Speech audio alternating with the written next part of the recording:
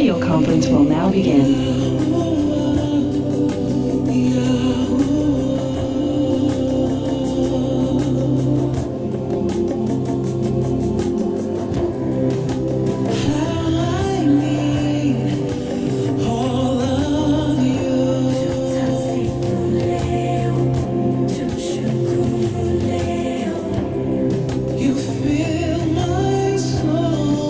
With life brand new.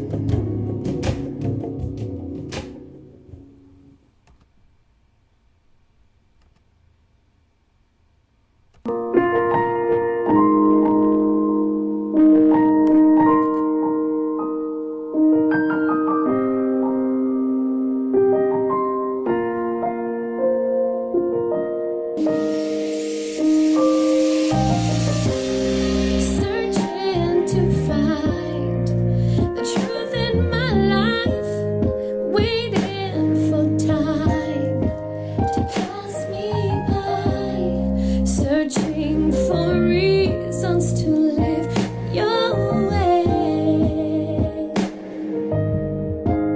See, one thing I've learned was to trust you with my heart. See, one thing that I've learned was to seek you in my heart. It's a seek and you'll find. It says knock and it'll open. So I'm seeking you today. So I'm seeking you today. I'm seeking you, searching to know the reason I'm here, willing to go, no matter my fear. Yahuah, be with me as I learn your ways, your ways. See, one thing I've learned was to trust you with my heart. One thing I've learned was to seek you. I will seek you. I will seek you with my whole heart. It says seek and you'll find. It says knock and it will open. So I'm seeking you today. Yes, I'm seeking you today. I'm seeking you. Oh, Yahuah.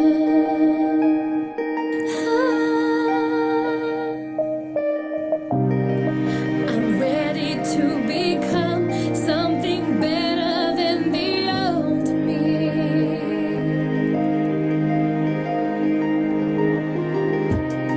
I'm ready to learn about the new me.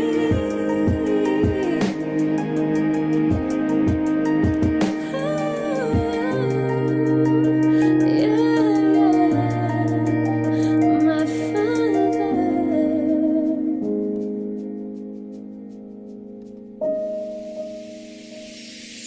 It says I will seek you day and night. I will search for you day and night. I wanna know you today.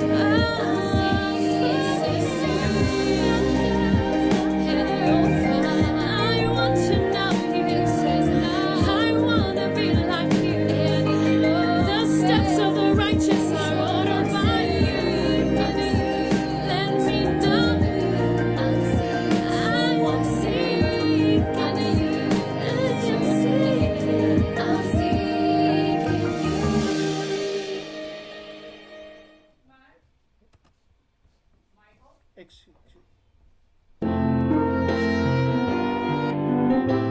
Oh, I don't mind praising you.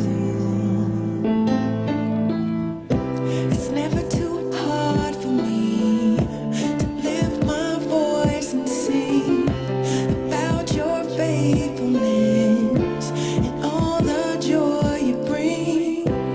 Maker of heaven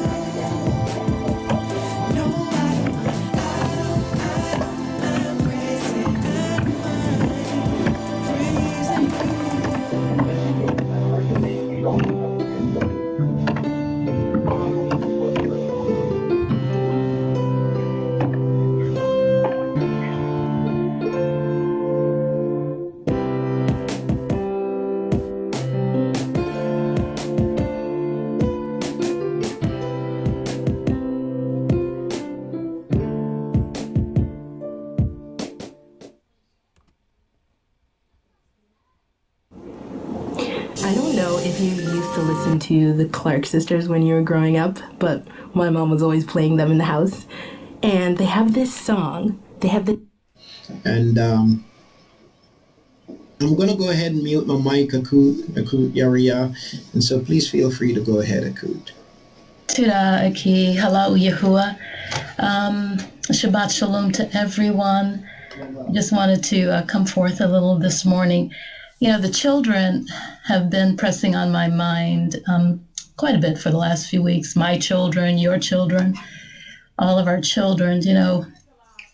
And, you know, we live in such a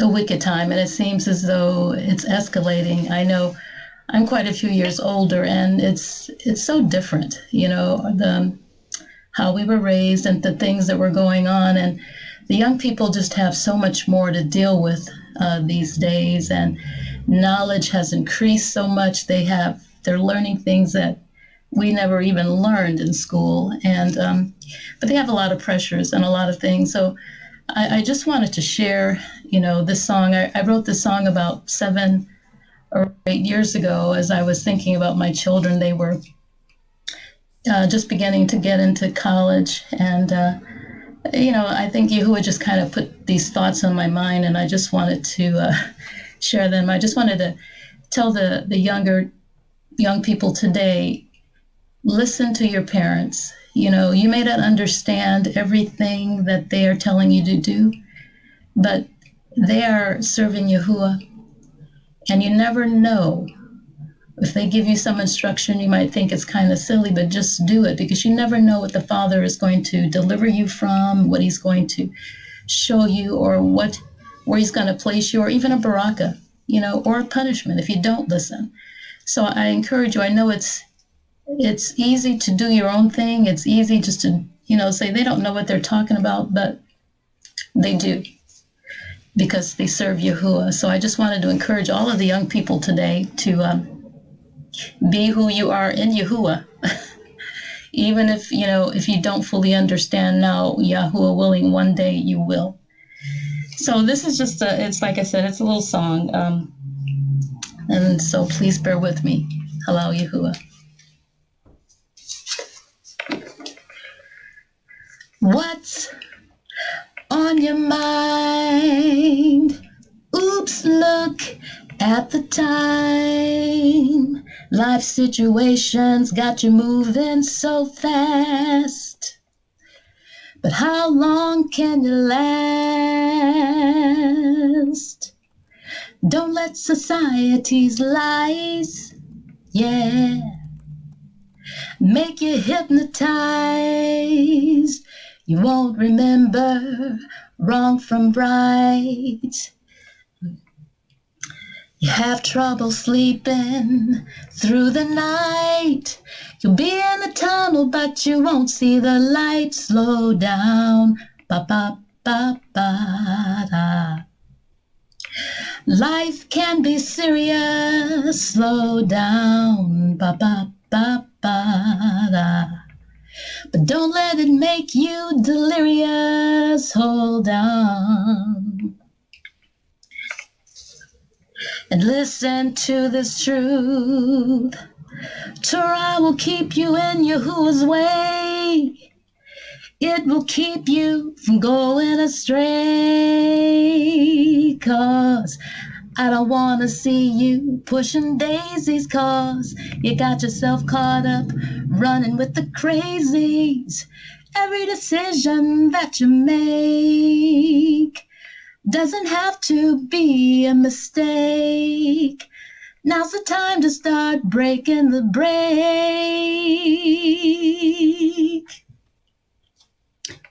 Remember what mom and daddy said. Be slow to anger, keep a cool head. Don't be the problem, be the solution. Adjust your attitude, make resolution. What goes around comes around, it's called restitution. Slow down, ba ba ba ba da. Before you take that action, slow down, ba ba ba ba da. For every action, there's a reaction. Hold on. And listen to the truth. Torah will keep you in Yahuwah's way. It will keep you from going astray. 'Cause I don't wanna see you pushing daisies, 'cause you got yourself caught up running with those crazies. And every decision that you make doesn't have to be a mistake. Now's the time to start breaking the break. Hold on, ba ba ba ba da. Yahuwah has a plan for you. Hold on, ba ba ba ba da. You may not understand, but keep going through. Hold on. Take a look around and ask yourself this question. Was Torah written for me too? If it was, it'll see you through. Hello, Yahuwah. Praise Yahuwah. I'm going to stop there. My throat is going. But I just wanted to share that with you and give Yahuwah the praise and esteem. And pray that he continues to block our children and to lead them and guide them. Hello, Yahuwah.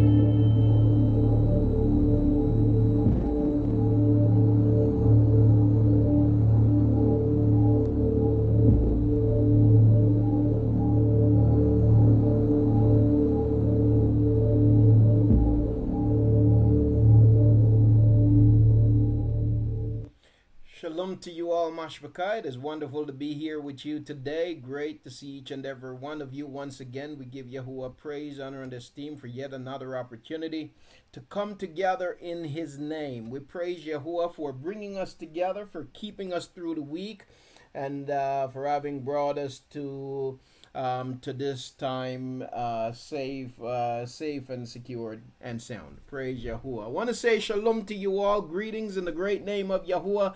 Today, as we prepare to begin, family, we're going to read from the book of Tahalim.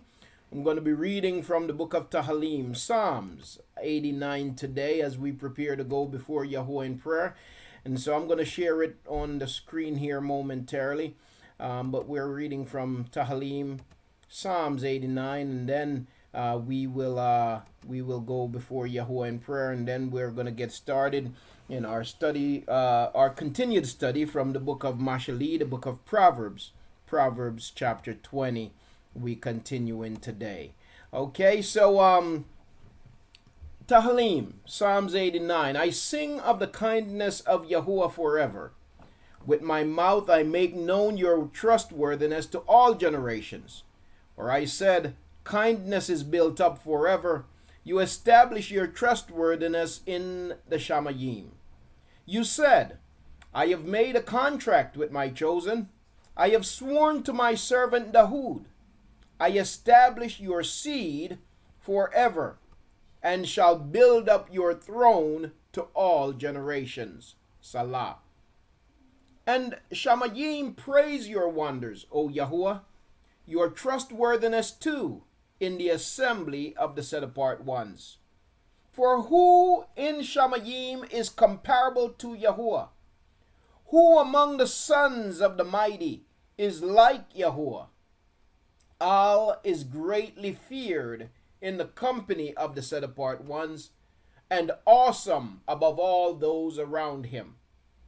O Yahuah Elohim of a host, who is mighty like you, O Yah, and your trustworthiness is all around you. You rule the swelling of the sea. When its waves rise, you still them. You have broken Rahab in pieces, as one who is slain.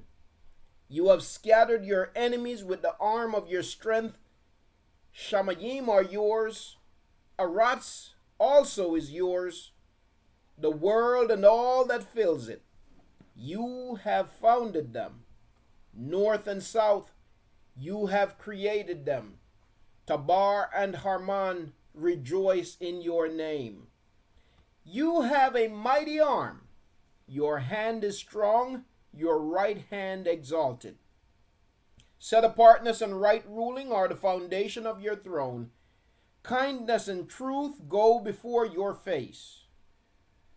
Barak are the people who know the festal trumpet call.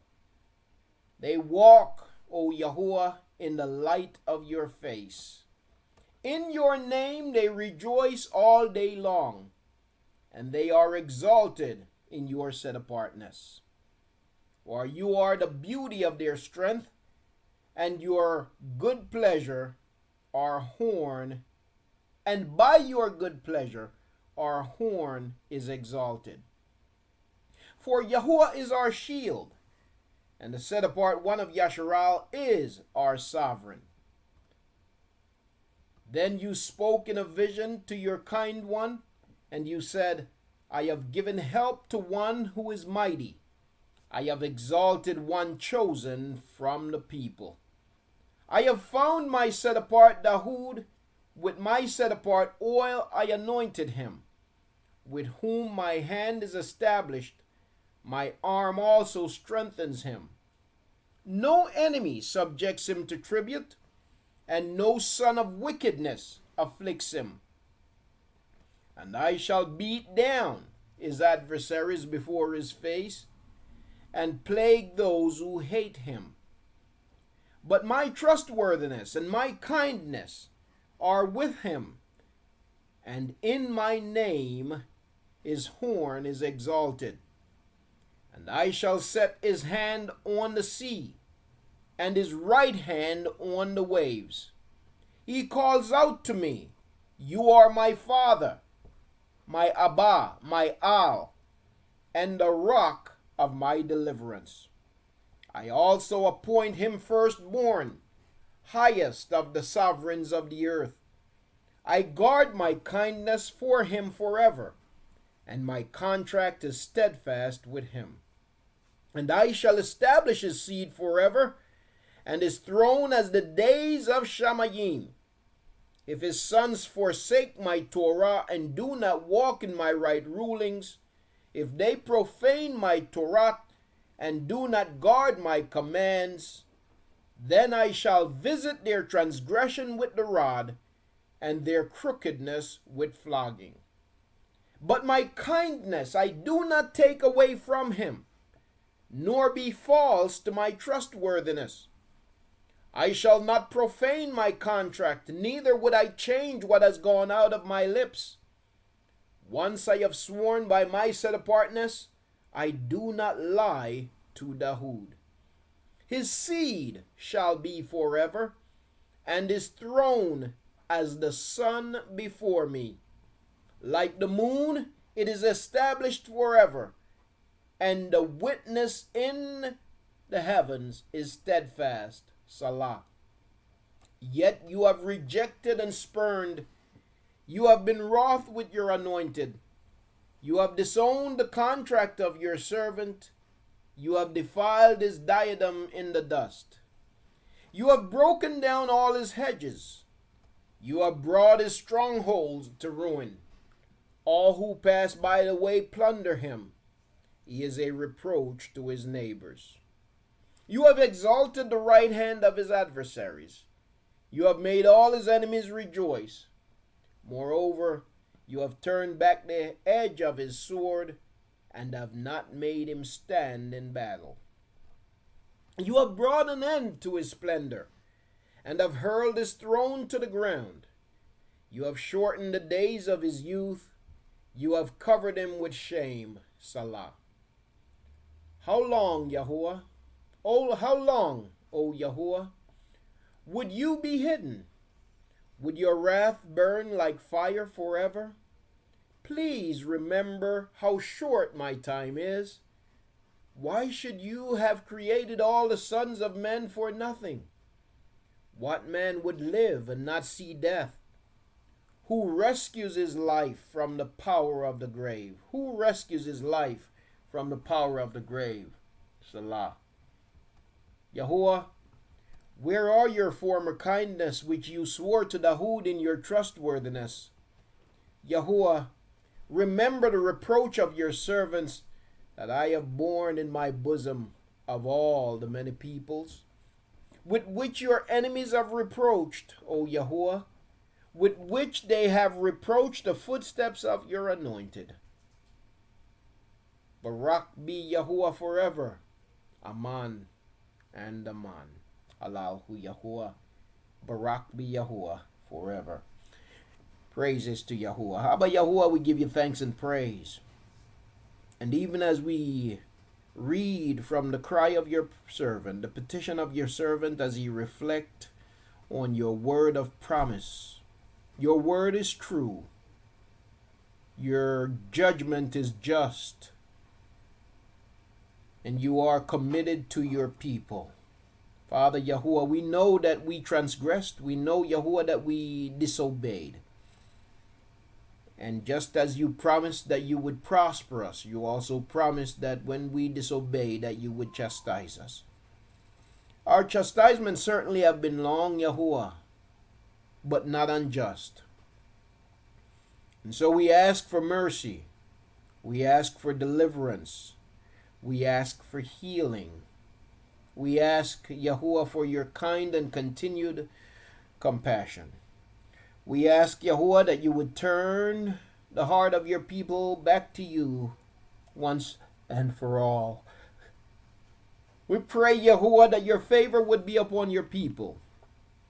For those now who are sick, for those who are suffering emotional trauma, for those who are suffering from diseases, emotional illness, mental illness, and whatever else there might be, sickness in the body, whatever it is, Yahuah, I lift the cause of your people to you today. For those who are in need, those who are in need of food, shelter, provision, for those who are in need of love, for those who need to who needs to feel love, for those who feel neglected and rejected, Yahuah, I pray that you would comfort your people. I pray, Yahuah, that you would cause your people to know that you are with us. Father Yahuah, that you would grant shalom. Yahuah, that you would restore, that you would heal, and that you would set apart. So encourage your people today, Yahuah, through your word as we assemble in your name. We pray, Yahuah, that you would be esteemed and that you would have your way in our midst. Abba Yahuah, even now I decrease, and I ask, Yahuah, that you would increase. Bring your word to life for us, Yahuah. Let it be alive. Let it be a wellspring of living water. Abba Yahuah, may we rejoice in your word. May we find comfort in your word. May we find shalom in your word. May we find joy in your word. May we find great wisdom in your word. Your word is wisdom. Your word is life. So may we find life in your word, Yahuah. Where we are weak, Yahuah, please make us strong. Where there is doubt, bring reassurance. Where there is ignorance, I pray, Yahuah, that you would bring knowledge. Where there is unbelief, I pray, Yahuah, that you would increase our belief. Give us belief. I pray for our children. I pray, Yahuah, that they would seek you. Give them a heart for you. As parents, I pray that you would teach us, that we may teach them. Lead us, that we may lead them. Abba Yahuah, we live in difficult times. We live in times when there is so much in contention for their attention. And so, Yahuah, I pray that you would reveal yourself to us, your people. Help us to instruct them according to your way, your children, our children. Have your way, Father, today and always. In Yahusha's name. Amen. Praises to Yahuah. Allahu Yahuah. Praise Yahuah. Once again, Mashbaka, I want to say shalom to you all. It is wonderful to be here today and to see each and every one of you. We barak the great name of Yahuah. Truly there is none like him. We give Yahuah praise, honor, and esteem because he alone truly is deserving of our praise. There is none comparable to Yahuah, even as we just read from the book of Tahalim 89, whether it be in Shamayim above or in Arats below, there is none who can compare to him. So we give Yahuah praise, honor, and esteem. Wonderful to see each and every one of you today, as always, family. I'm going to take a moment to greet the Mashbaka. And so let me begin with Aki John. I want to say shalom to you, Aki. Wonderful to see you, as always, my Aki. Also want to say shalom to Akut Yisraela. It is great to see you, Akut. Praise Yahuah. And may Yahuah continue to barak you and to bring great reports in your life. Also want to say shalom to Akut Yariya. Wonderful to see you as always, Akut. And also I want to say shalom to Akut Wakida. Great to see you. Shalom to you, Akut. Also want to say shalom to my Aki Matatyahu. Greetings to you, my Aki. Wonderful to see you as always. To Aki U'al Yahu, I say shalom. Shalom to you, Aki. Great to see you. To Akut Mary. Greetings to you, Akut. Wonderful to see you as always. To my Akut Mahalya, I say shalom to you, Akut Mahalya. It is wonderful to see you, Akut. Aki Keith, I say shalom. Greetings to you, Aki. In the great name of Yahuah. To Akut Carmen, I greet you, Akut, in Yahuah's great name. And also to my Aki Anton, I say shalom to you, Aki. Wonderful to see you. To Akut Amunah, greetings to you, Akut, in the great name of Yahuah. To Aki Ahmed, shalom to you, Aki. Greetings in the preserving name of Yahuah. To my Aki Adi Al, I greet you, Aki, in the wonderful name of Yahuah. Great to see you as always. And also to Akut Mac. I believe Akut Mac is joining us via phone. I want to say shalom to you, Akut Mac. To Akut Adelaide, greetings, Akut. Wonderful to see you. To you and to Akut Joan, I say shalom. Also to Aki Damon, greetings, Aki Damon. Great to see you, Aki. And also to Akut Taleshia, I say shalom to you, Akut Taleshia. And to Yanat Yahukanan, I say shalom. Wonderful to see you all today, family. Let me turn my attention for a moment here to YouTube. Greet the Mashbaka on YouTube. Great to see each and every one of you today, family. To my Aki Maurice, I say shalom to you, Aki. Greetings. To our Mashbaka, Aki Yahakub, Akut Sharia. I want to greet you, family, in the great name of Yahuah. Wonderful to see you all today. Also, want to say shalom to Aki Isaiah Crawford, Aki Yashayahu. Want to say shalom to you, Aki. Great to see you again. And also to my Aki King Ed, shalom to you, Aki. Wonderful to see you as always. To Aki Jason, I greet you, Aki, in Yahuah's great name. To Akut Angela, greetings to you, my Akut. Wonderful to see you, as it always is. To Akut G, shalom, shalom to you, Akut. And also to Aki Urban Street, I say shalom. To Akut Anitra, greetings, family.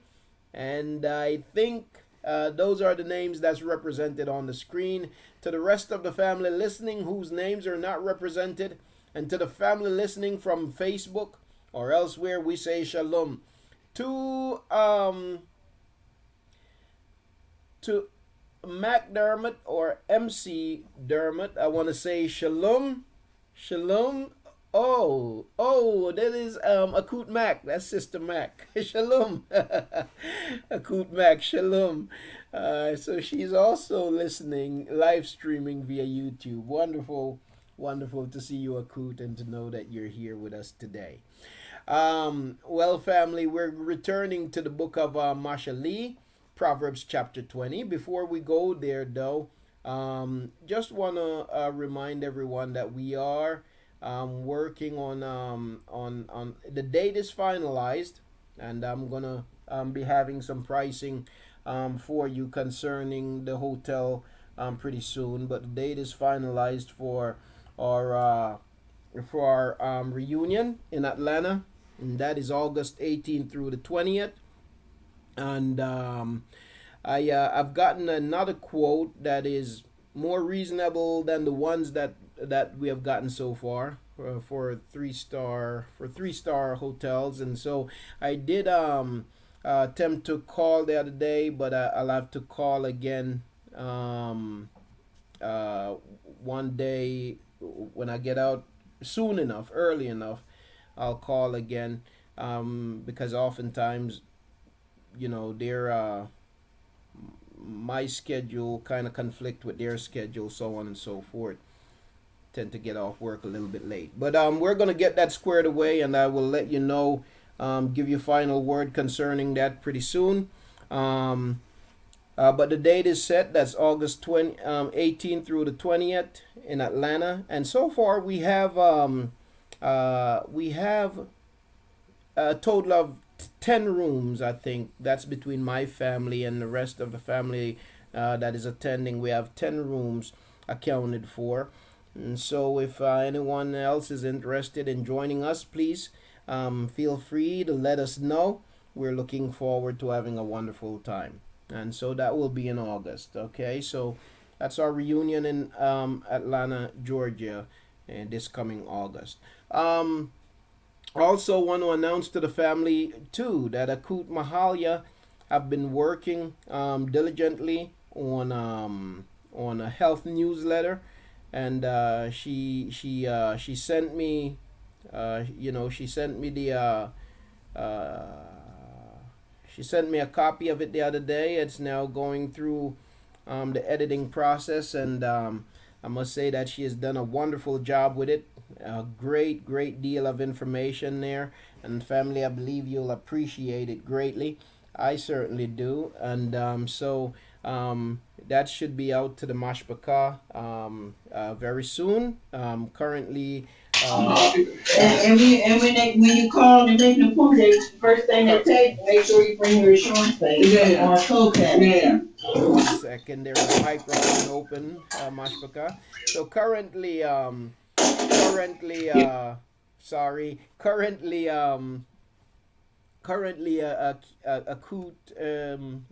Akut Sharon, Akut Al Yashaba.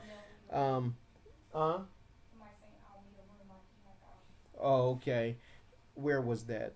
Okay. Oh, praise Yahuah. Praise Yahuah. Aki Matajahu. Look, great to hear that, Aki. Great to hear that. Praise Yahuah.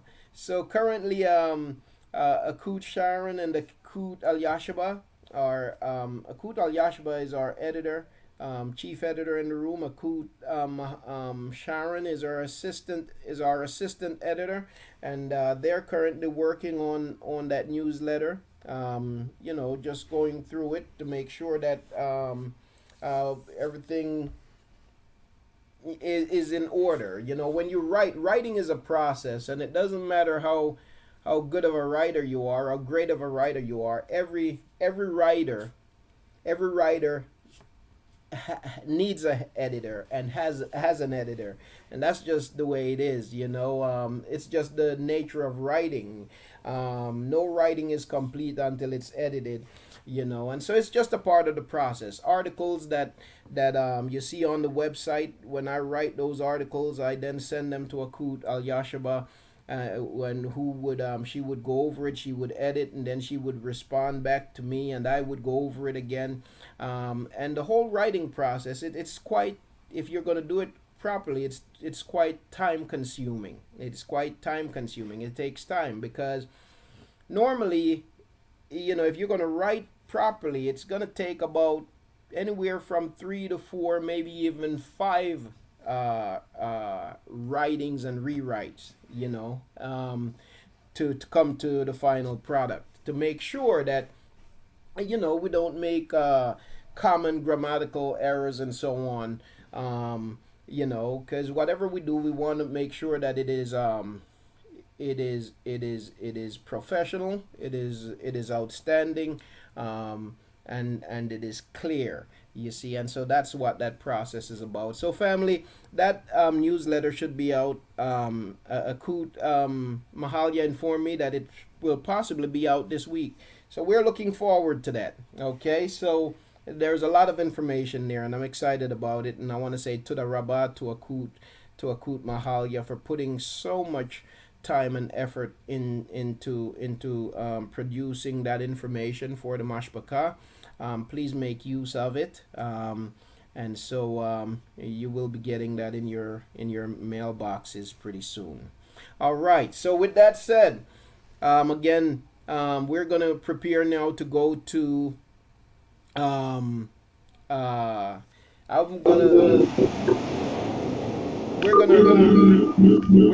We're gonna prepare now to go to the book of Mashaly, the book of Proverbs. We're continuing in our study of the book of Proverbs. We intend to complete the entire book of Proverbs. Now, currently, we're in chapter 20. We've been in chapter 20 for quite a little while. Last week, we focused on laziness. And, I've received messages from people on Facebook, or people commenting, family commenting on the video on YouTube. Some family who do not necessarily fellowship with us here in the room, but there we have family who go back and listen to those recordings, and the feedback is that it's been a baraka to the people who have listened to it, to those who have reached out to me. It's been a baraka to them, and so praise Yahuah. And it is my hope that you find it to be a baraka. We have to hold ourselves accountable, and we've got to hold each other accountable, you see. And that's if we're going to get anything done. Accountability, and honesty with each other is important, right? And so, we've got to be able.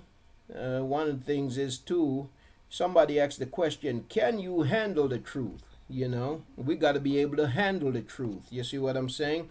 And so, when Yahuwah's words speak to us, it's important that we not be offended, but rather that we hear it and that we make necessary changes.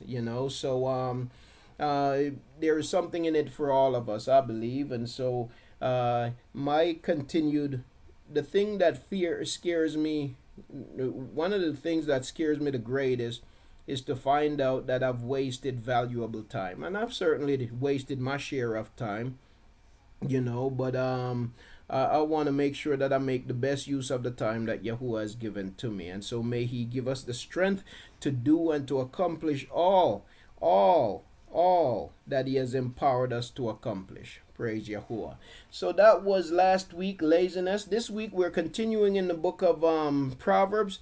And for this week's study, it's more of just looking at, all of the different nuggets of wisdom that Yahuwah has there in chapter 20 for us. So we're going to be looking at that this week. Then after our study, we'll come to questions and answers. And again, family, we're seeking to shorten our time here online during the fellowship. So I'm going to get to the study, and then we're going to come to questions and answers, and then we're going to get ready to close out. Okay? No, thank you also to everyone who joined us in fasting and prayer. Yes, indeed. Tuda, babe. Yes, I want to say Tuda Rabbah to the family who joined us this week in fasting and prayer on behalf of our Mashpaka.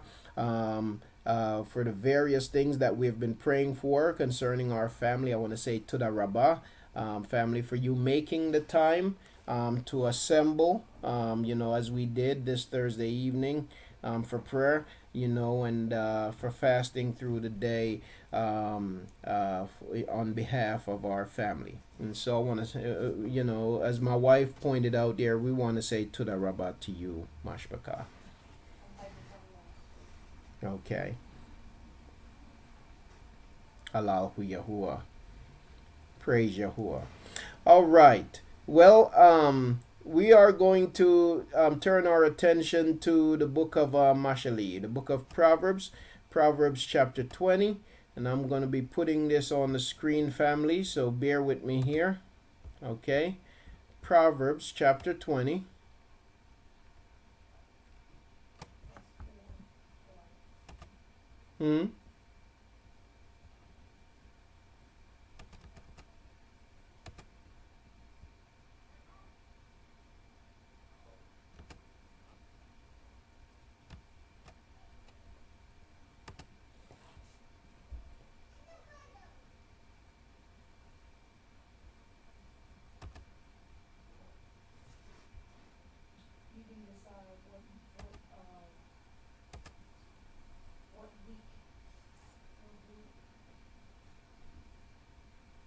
Okay.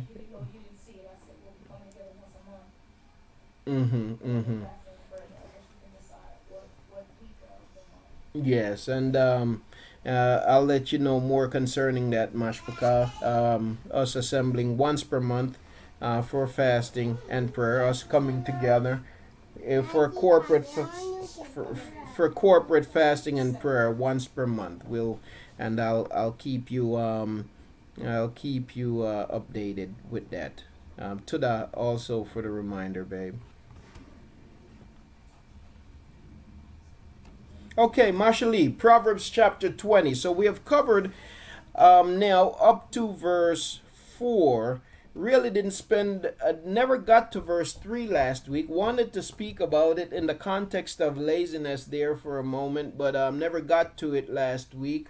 So I'm going to touch on verse 3 just in general here, and then we're going to jump to verse 5 and continue on. Proverbs chapter 20. For a man to cease from strife is esteem, but every fool burst out. Let me read that again. For a man to cease from strife is esteem, but every fool burst out. There are some people who just love drama. There are people who just love drama.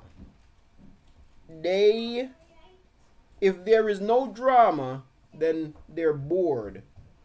And if there is no drama, then they've got to create some drama. And what they do is they'll go around and they'll manipulate stuff, and they'll manipulate people, and they'll start gossips, and they'll go with the he say, she say stuff, you see, and they'll create all kinds of chaos. They'll make up stuff just to start something. But they cannot seem to exist without drama. Now, the scriptures define such a person as a fool. You see? Yahuah tells us, for a man to cease from strife is esteem. So if you find yourself striving with someone, if you find yourself striving with an individual, our responsibility as set apart people of Yahuah, and as somebody possessing the wisdom of Yahuah, our responsibility is to seek to resolve the issue as soon as possible. It's amazing to me that you have people who walk around calling themselves set apart and calling themselves serving Yahuah, and yet they walk around with bitterness towards other people. They walk around with strife towards other people. You see. But it's important to make this distinction. There are some people who you don't necessarily want them in your life, right? Because They're going to bring drama. But at the same time, you don't have to walk around with holding strife towards them in your heart. You see? So it's important for us to be able to forgive. It's important for us to be able to let go. Now, some people might think that to forgive is to go back to the person that have abused you, and though you have forgiven them, they have not changed. But in order to say that I have forgiven that person, I must now continue to subject myself to that abuse. That is not wise. You see, it is not wise. You know, you hear it say that we should forgive and forget. But it's really not wise counsel when people tell you that in order to forgive, you must forget. Because it is a foolish person who forgives and forgets. You see? Yahuah forgives us, and he cast our transgressions into the sea of forgetfulness. But we are not Yahuah. And that's the bottom line. We're not Yahuah. We're not living among Yahuah. We are actually living among, in many cases, wicked people. You see, you're living among people. You're not living among Yahuah. Yes, Yahuah is with us, but you're not living among Yahuah. You are living among wicked people. And wicked people will do wicked things. And even though wicked people have done you wicked things, it is important for you to forgive, but it is important not to forget. Now, here is another thing about forgiveness that I'd like to talk about very quickly. Because to forgive does not necessarily mean that you do away with judgment, or you do away with the consequence of the evil that was done. Because people have this idea that to forgive somebody means that now you excuse them of the evil that was done and there is no consequence to what they have done. And that is not good. Because the reality is that when evil is done and there is no consequence to the one that has committed the evil, that only emboldens. That one is taught nothing. That one learns nothing about the error of their way and about the wicked acts that they have committed. And so even though we might forgive somebody, justice is still important. Justice is still necessary. You know, you can think about it from the perspective of slavery. You can think about it from the perspective of slavery. And you have a lot of people who will say, you know, just get over it. You know, just get over it. You know, forgive those who have enslaved you and enslaved your people and enslaved your generations and who have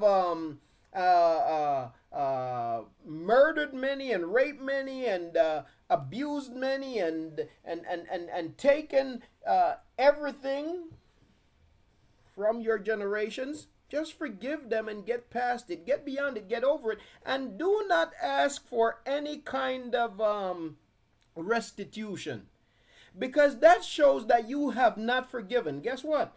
That is actually nonsense. It is nonsense. There are people who believe that when somebody have done you wrong, that you should not seek any kind of restitution, because if you do, then you have not truly forgiven. And that's nonsense. You see, family, when you look in the scriptures, Yahuah tells us that to those that have done wrong, they must repay sevenfold. You see, they must repay sevenfold. When Yasharal was in bondage in Mitzrayim, and they were enslaved there, when they got ready to leave, what did Yahuah do? Yahuah caused those who had enslaved them to repay them abundantly. You see. And so the fact of the matter is that we cannot confuse forgiveness with excusing justice. As a matter of fact, while injustice reigns, it is difficult to forgive. You see? While injustice reigns, it is difficult to forgive. And so justice is important to forgiveness. And oftentimes somebody might want somebody to feel bad because they have a hard time forgiving somebody who continued to get away with murder. If somebody kills my family member and I find out who killed my family member, am I to just then say, you know what, I know you killed my family member, but you know what, man, I forgive you. You can go on and live your life as you normally would. Maybe you might even later down the road kill somebody else, but that's all right. I forgive you. And that's all that matters. Is that the expectation? Or can I not forgive that person, but yet expect that he be brought to justice for his murderous act? Yes, I forgive him, but justice must be served. It's a part of the healing process for the victim. You see, it's a part of the healing process for the victim. Justice must be served. Justice must be served. You see? If there is a lack of justice, there cannot be true healing. There cannot be true healing when injustice still reigns. You see? But we have a responsibility, family. The other side of it is, so we seek justice, but also we must seek to cease from strife. You know, we're told in the scriptures, in the writings, that we ought to live peaceably with all men, in as much as it is possible. They're being a little too loud. They could actually come have a seat. We are to This conference is being recorded. we're told to live peaceably with all men, in as much as it is possible. What that means then is that living peaceably with people is not always going to be up to us. It's not all. We may want to be at peace, but everybody don't want to be at peace with you. But in as much as it is possible, cease from striving. You see, for a man to cease from strife is esteemed, but every fool bursts out. You see, a foolish person bursts out at everything. They get mad at everything. They get angry at everything. They get loud at everything. That's a fool. You see, a person who gets angered easily and who loses their calm over everything and over the least little thing, that one is a fool. You see, for a man to cease from strife is esteemed, but every fool bursts out. Jumping down to verse 5. Counsel in the heart of man is like deep water, but a man of understanding draws it out.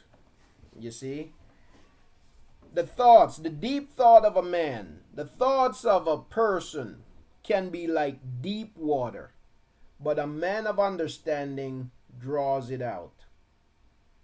In other words, a man of understanding, when you're trying to help somebody, you're trying to help people, a man of understanding, sometimes feelings are buried, emotions are buried.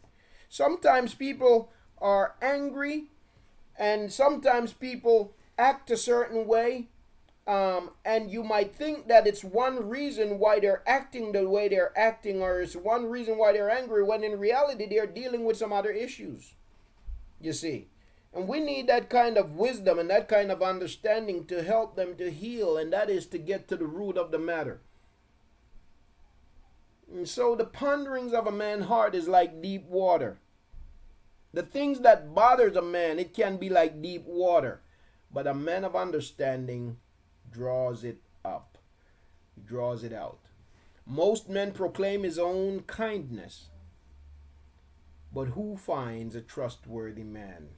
You can find a whole lot of people who are more than willing to tell you how good they are, how wonderful they are, you know, how skilled they are, or whatever else. A whole lot of people out there who are quick to tell you about how good they are. But the proof is not in what somebody tells you. The proof is really in their living. You can find people who can tell you how humble they are, how this they are, and how that they are, but we are cautioned not to praise ourselves, but rather to let another man praise you. You see, most men proclaim each his own kindness, but who finds a trustworthy man? A truly trustworthy person can be difficult to find. Trustworthy people are the minority, is the point that is being made. But the fact of the matter is, you'll find a whole lot of people proclaiming to be trustworthy, but the majority really are not. The set apart man walks in his integrity. His children are Baruch after him. The set apart man walk in his integrity, and his children are Baruch after him. You know, when we live a life set apart unto Yahuah, it affects not just us, but it affects ensuing generations. Now, of course, those who come after us and our children, if they would make the choice to walk in set apartness, then it will go well for them. But as you read from the book of Malachim, for example, how you will see one king of Yasharal, they come up and they do well. And then they have a child, they have a son or someone, and that one comes and that one does evil. You see? And so what they do when they do that is they break the flow of favor. They interrupt the flow of favor, and they bring in again the stream of curses. But in many cases, what you will find, and maybe not in the majority of cases, but oftentimes you will find that a set apart man who walks in his integrity, that his children are Baruch after him. It doesn't mean that the children will always do right, and maybe sometimes even as children they go astray, they get rebellious, and they go their own way because they're trying to figure out their own thing. And you know what? The fact of the matter is, family, I believe that is sometimes, even though it is not what you desire for them, it is not that you desire for your children to go and to do their own thing and to figure out their own way. That's not what you desire. You would desire that they would be wise, and instead of having to experience difficulties and hardship from making wrong decisions, you would desire that they would look and learn, as we saw the other day. You would desire that they would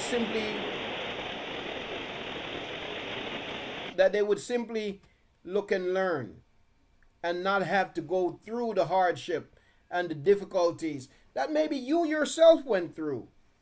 But in many cases, even though you may be seeking to live a set apart life unto Yahuah, your children will feel as if they need to find their own way, and they know a better way. And sometimes as children, they'll go the other way. But it doesn't mean necessarily that they will stay that way. Yes, they may become the prodigal, and they may go astray for a while.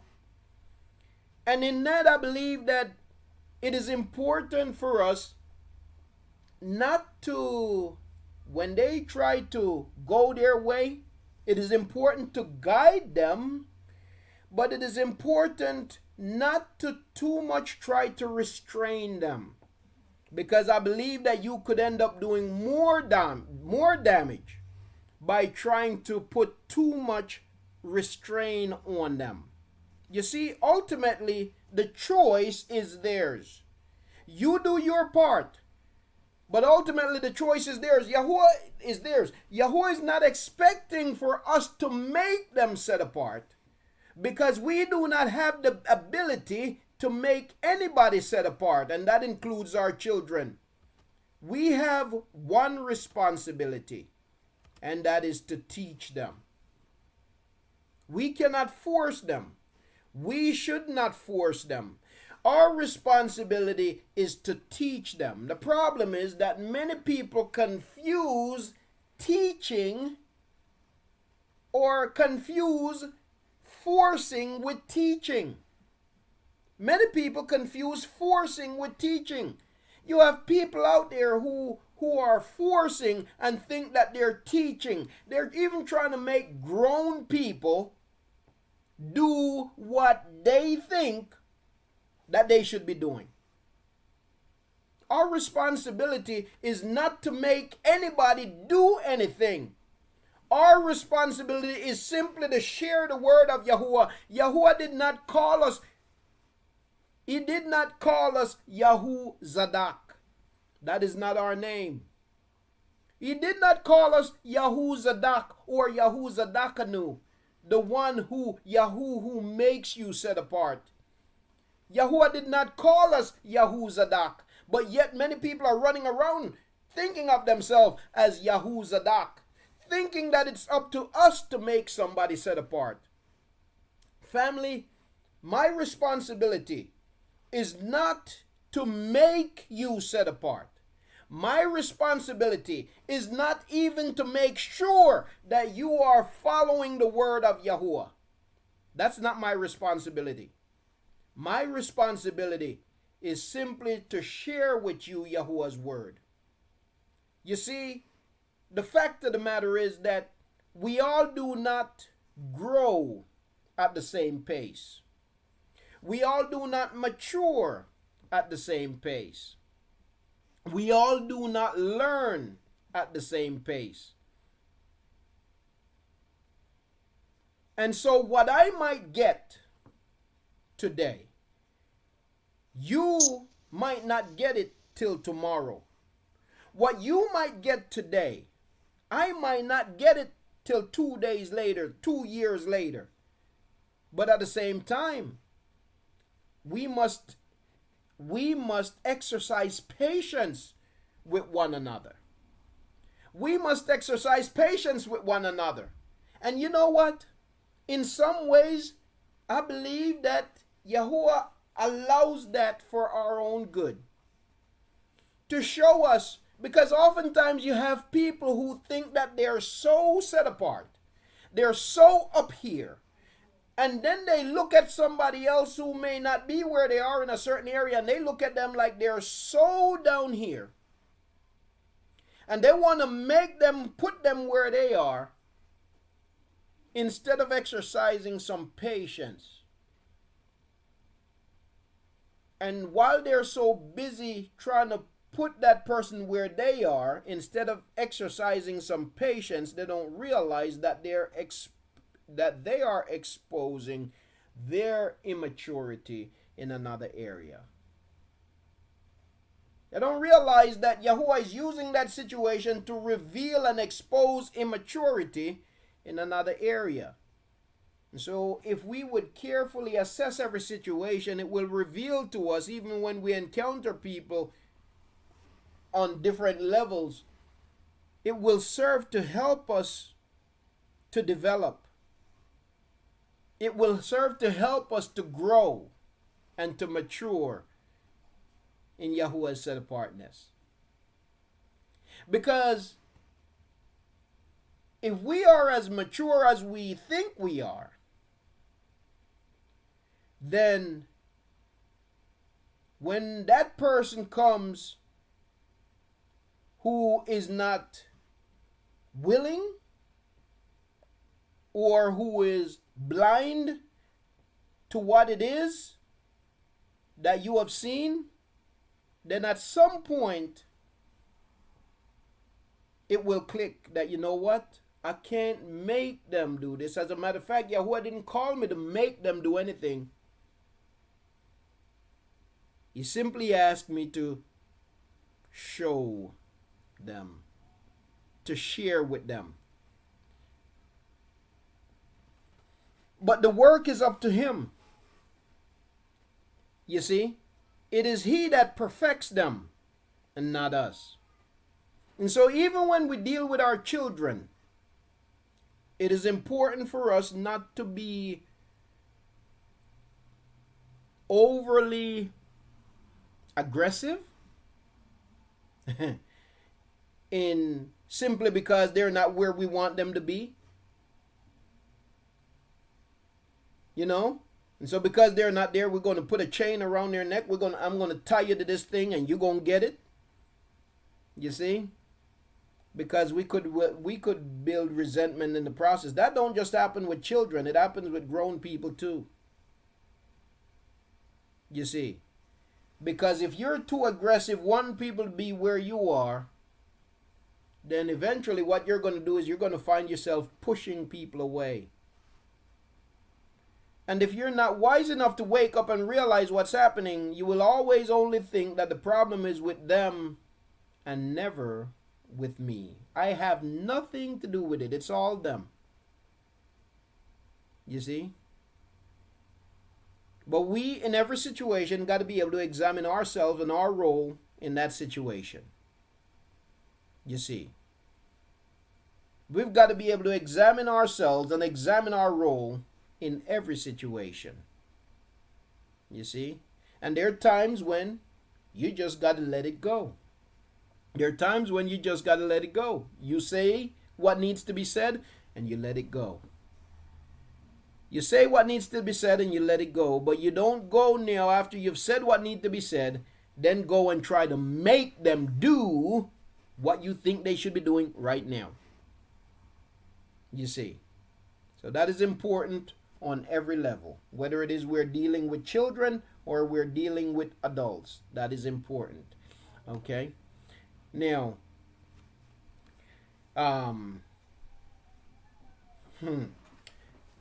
is there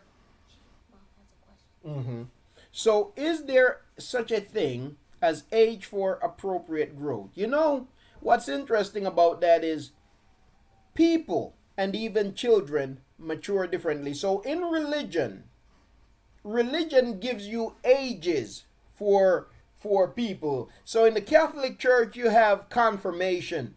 When somebody gets to be this age, they have confirmation. In Judaism, the same thing. In Christianity, they have similar doctrines.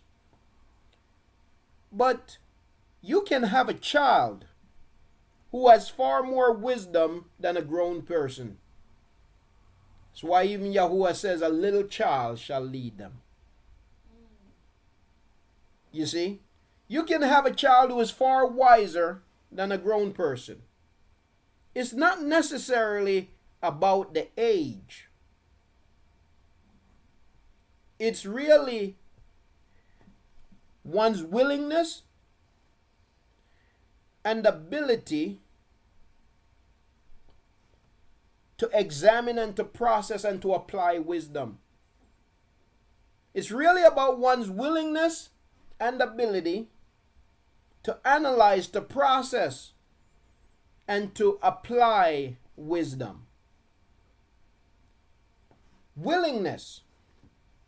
Some people aren't willing to do what other people may be willing to do. You see? Some people aren't willing to do what others may be willing to do. And that's a big part of it. But again, our responsibility is not to make them do anything. Our responsibility is to simply show them the way. You see? Yes, indeed. The ability to humble themselves. You see? And some people aren't willing to be humble or to be humbled. You see? And when you find that, when you find a raging bull, you got to recognize that if I try to continue to wrestle this bull and to bring him down to calm him and to get him to a place where I'm going to get on his back, I might end up hurting myself. You find a raging bull, you do what's necessary and leave him alone. In Yahuwah's time and according be it Yahuwah's will, you'll be able to go back and you'll be able to deal with that individual again.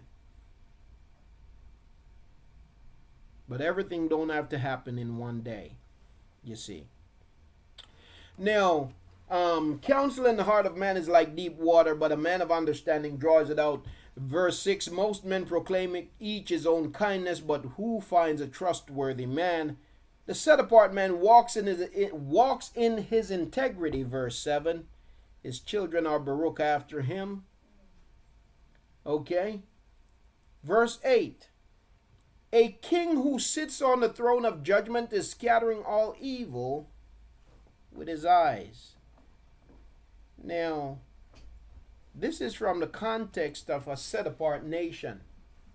You know, people take the scriptures and apply it to everything and everybody and every nation under the sun. This is not talking about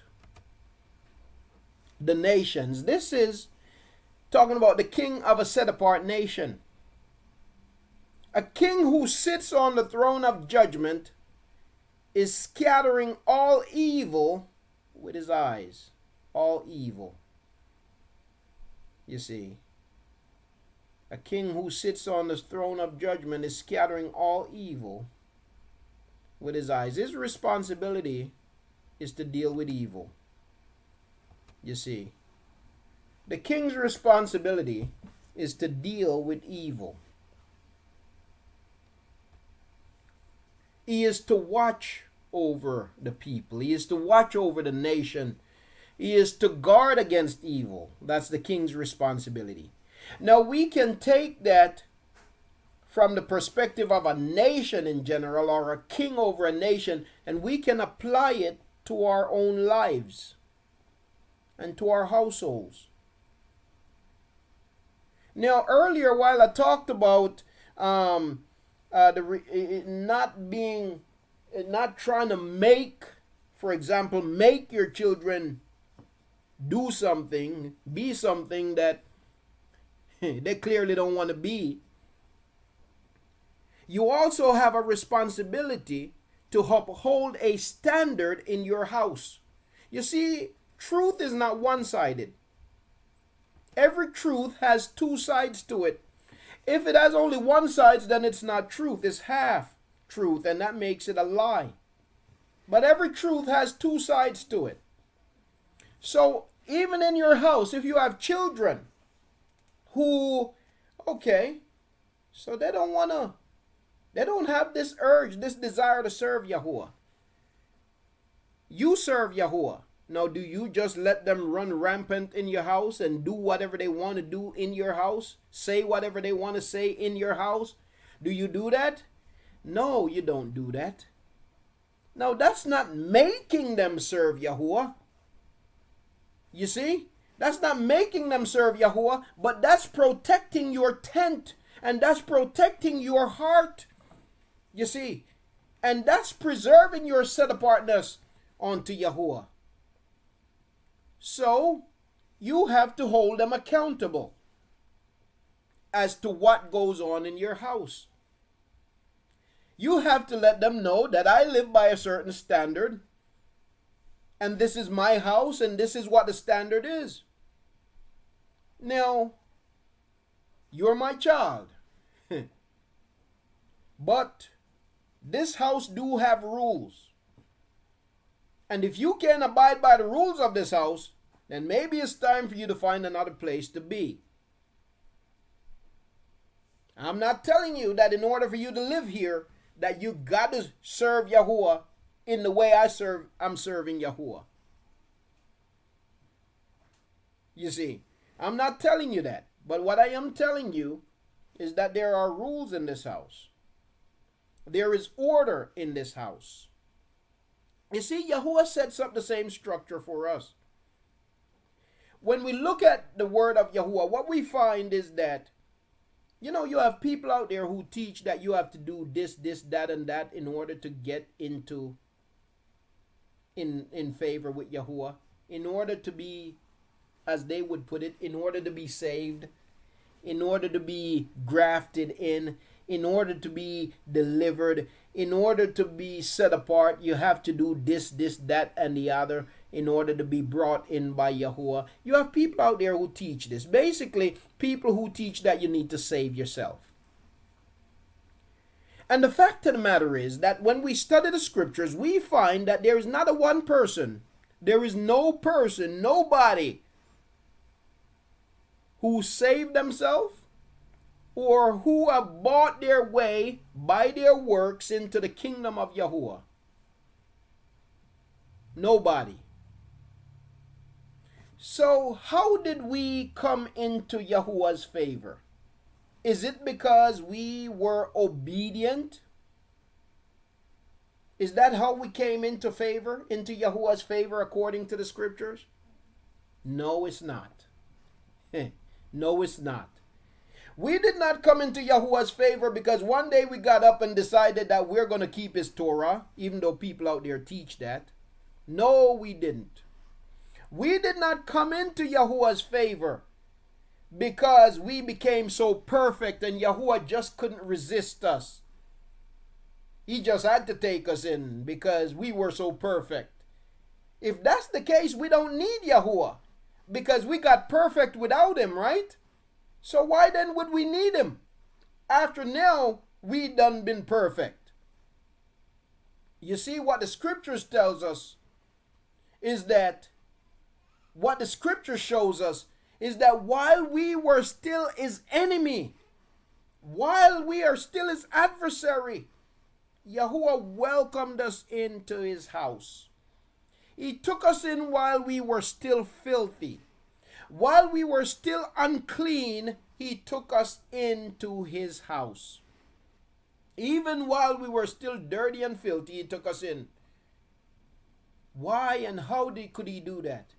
It was out of his favor and his mercy. Out of favor and mercy, Yahuwah took us into his house. Out of his compassion, out of his what's the other word I'm looking for? From mercy. Out of his compassion, he took us in. His favor and his mercy, not grace. That's the Christian deity there. You see, we could use kindness.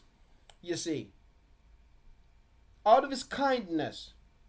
Okay, let's use the word mercy. Out of his sympathy. Out of his sympathy and his favor. Or if you say out of his favor and his mercy. Out of his sympathy and his favor. Okay? So what is sympathy or what is mercy? And what is favor? Well, so the only reason why we come to a place where we find favor in the eyes of Yahuwah, it's not because we had perfected ourselves and that he couldn't resist but to bring us in. We won our way into his heart. No, we didn't.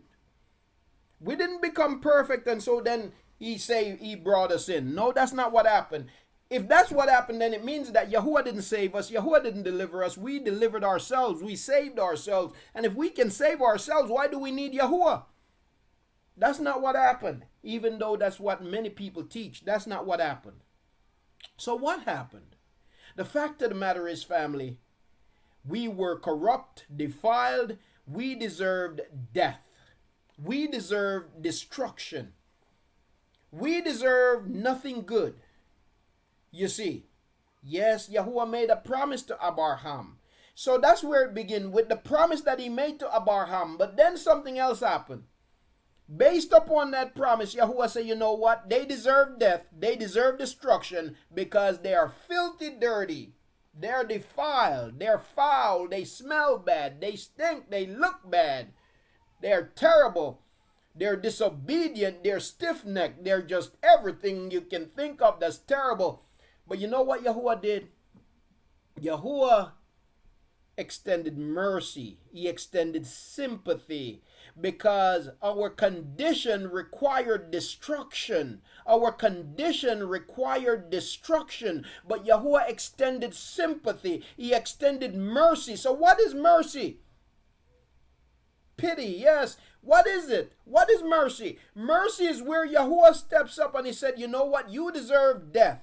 You deserve destruction because of your condition, because of your action. You deserve destruction. But you know what?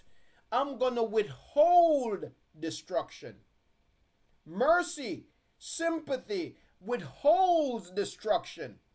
Yahuah says, you deserve destruction, but I'm not going to destroy you.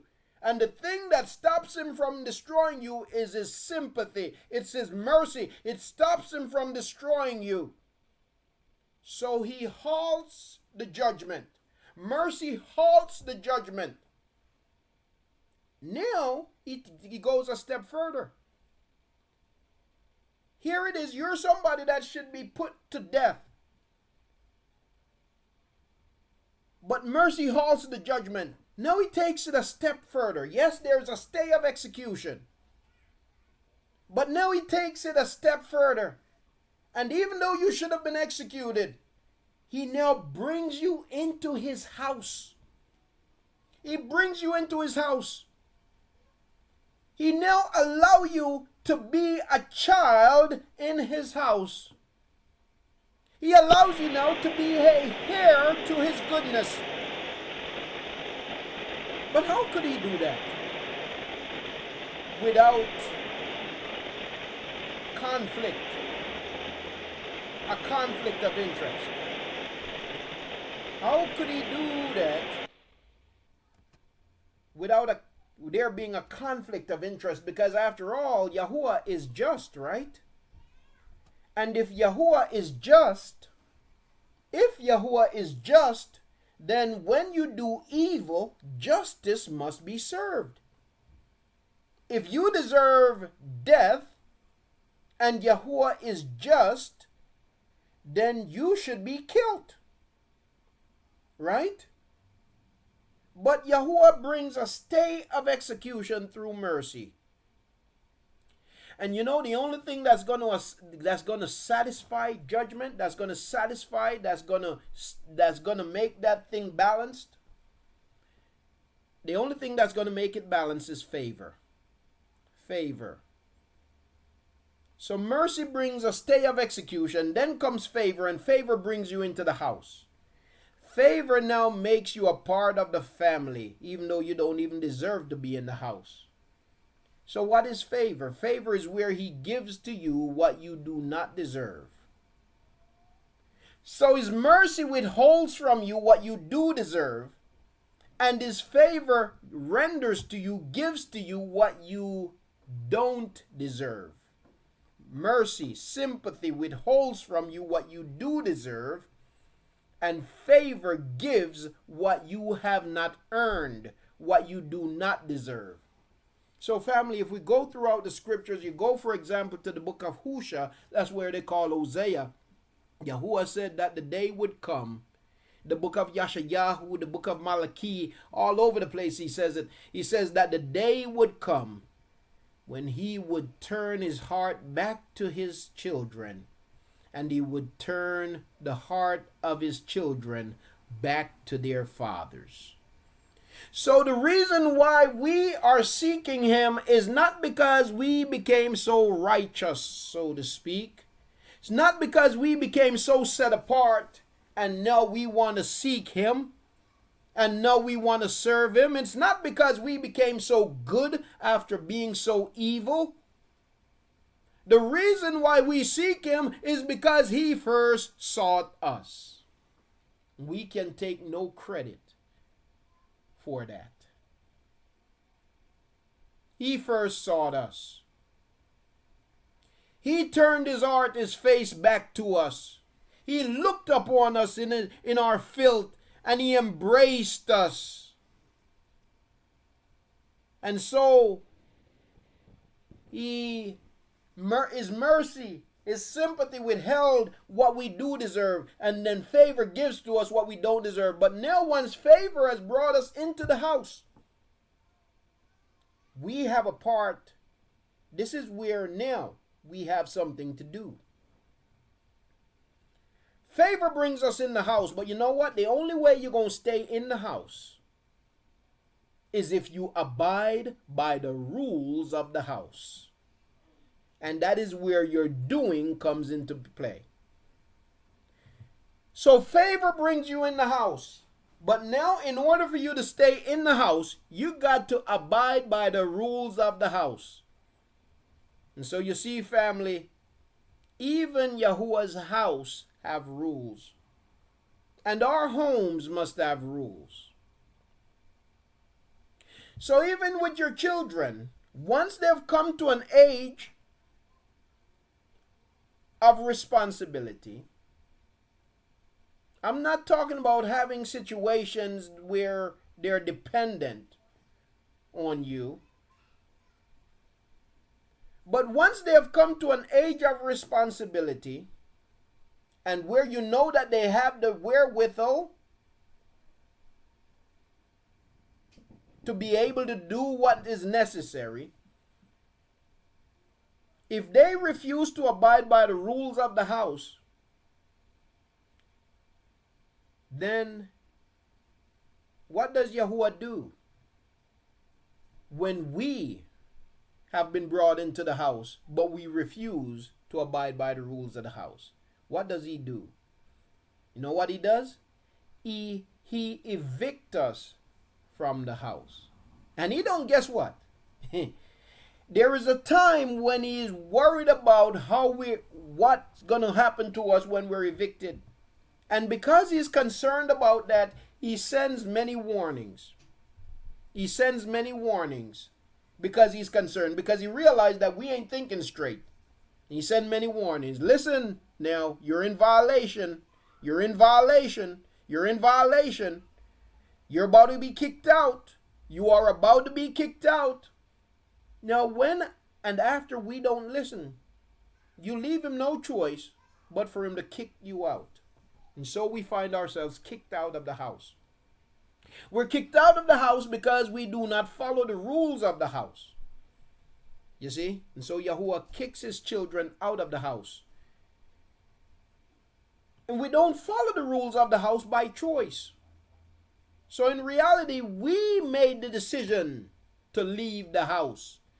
Because when you know what the rules of the house says, and the rules of the house says that in order for you to reside in this house, then you must abide by these rules, and you go and do something contrary to those rules, then you have stated that I do not desire to live in this house. And the same thing is true. The same thing is true when it comes to our offspring. You see? We've got to uphold a standard.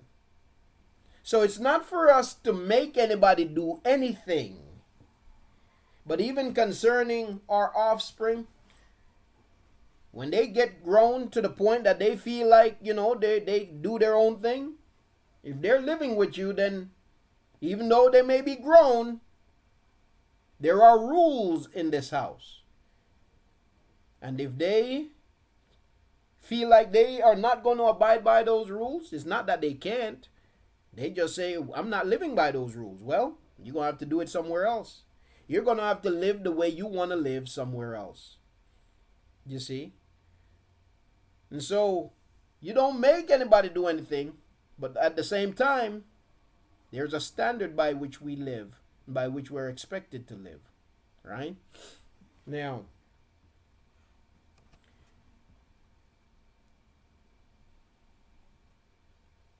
so a king who sits on the throne of judgment is scattering all evil with his eyes.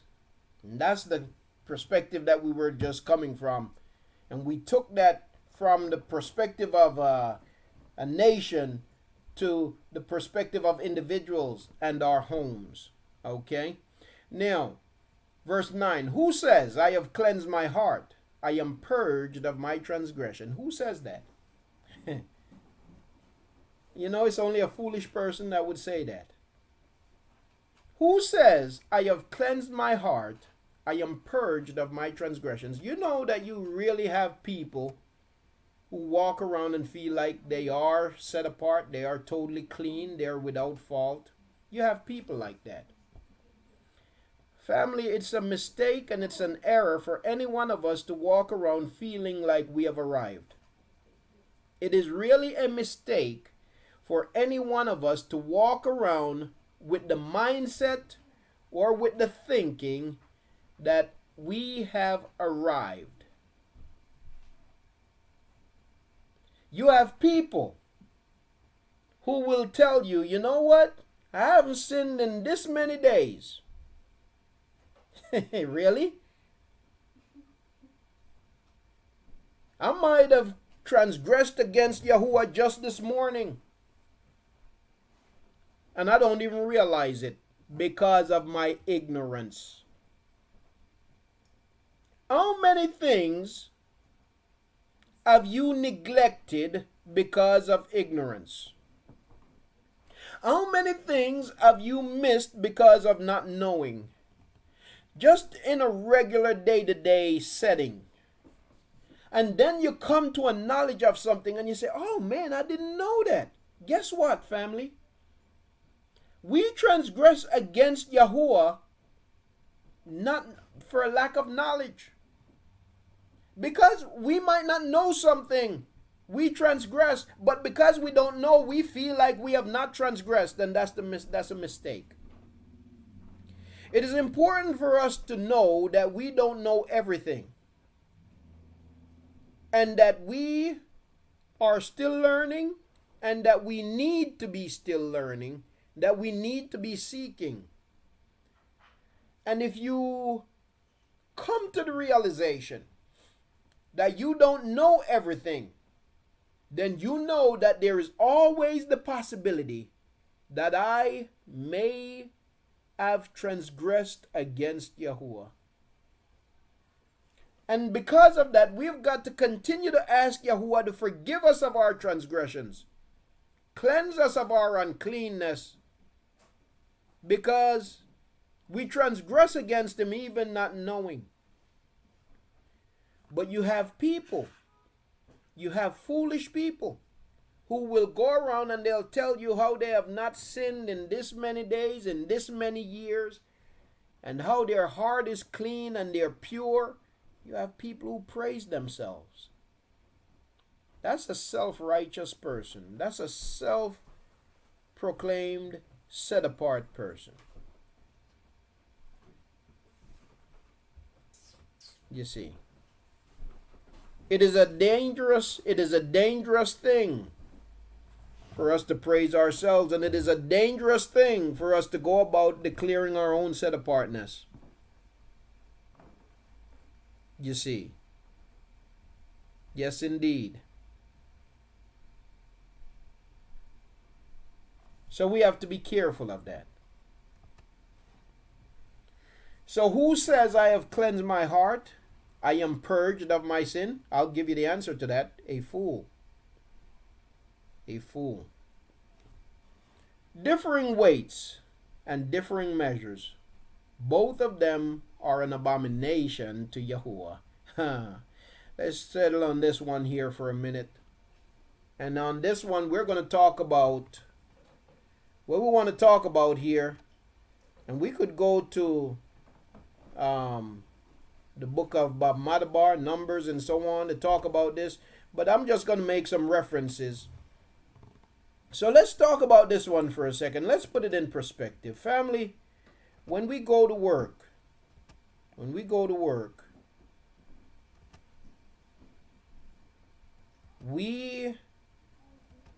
putting things on the scale. Right? We're putting things on the scale. It's like selling in a marketplace.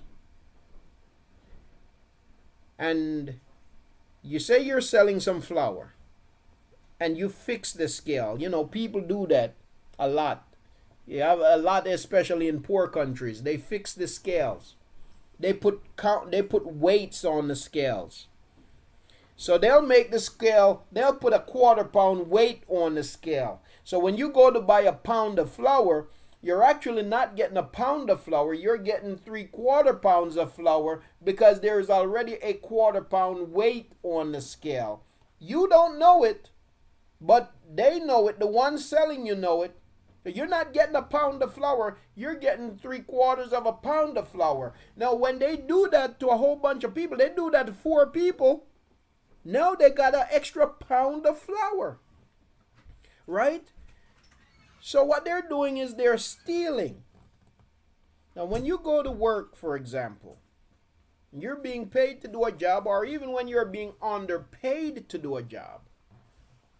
But if you agreed to that payment, then you do that job according to your agreement. You do that job according to your agreement. And you know what? There is nothing wrong with even going beyond your agreement. Because ultimately, Yahuah sees and Yahuah rewards. Yahuah sees and Yahuah rewards. You see? Let it be of pure motive. Yeah, let it be of pure motives. You see?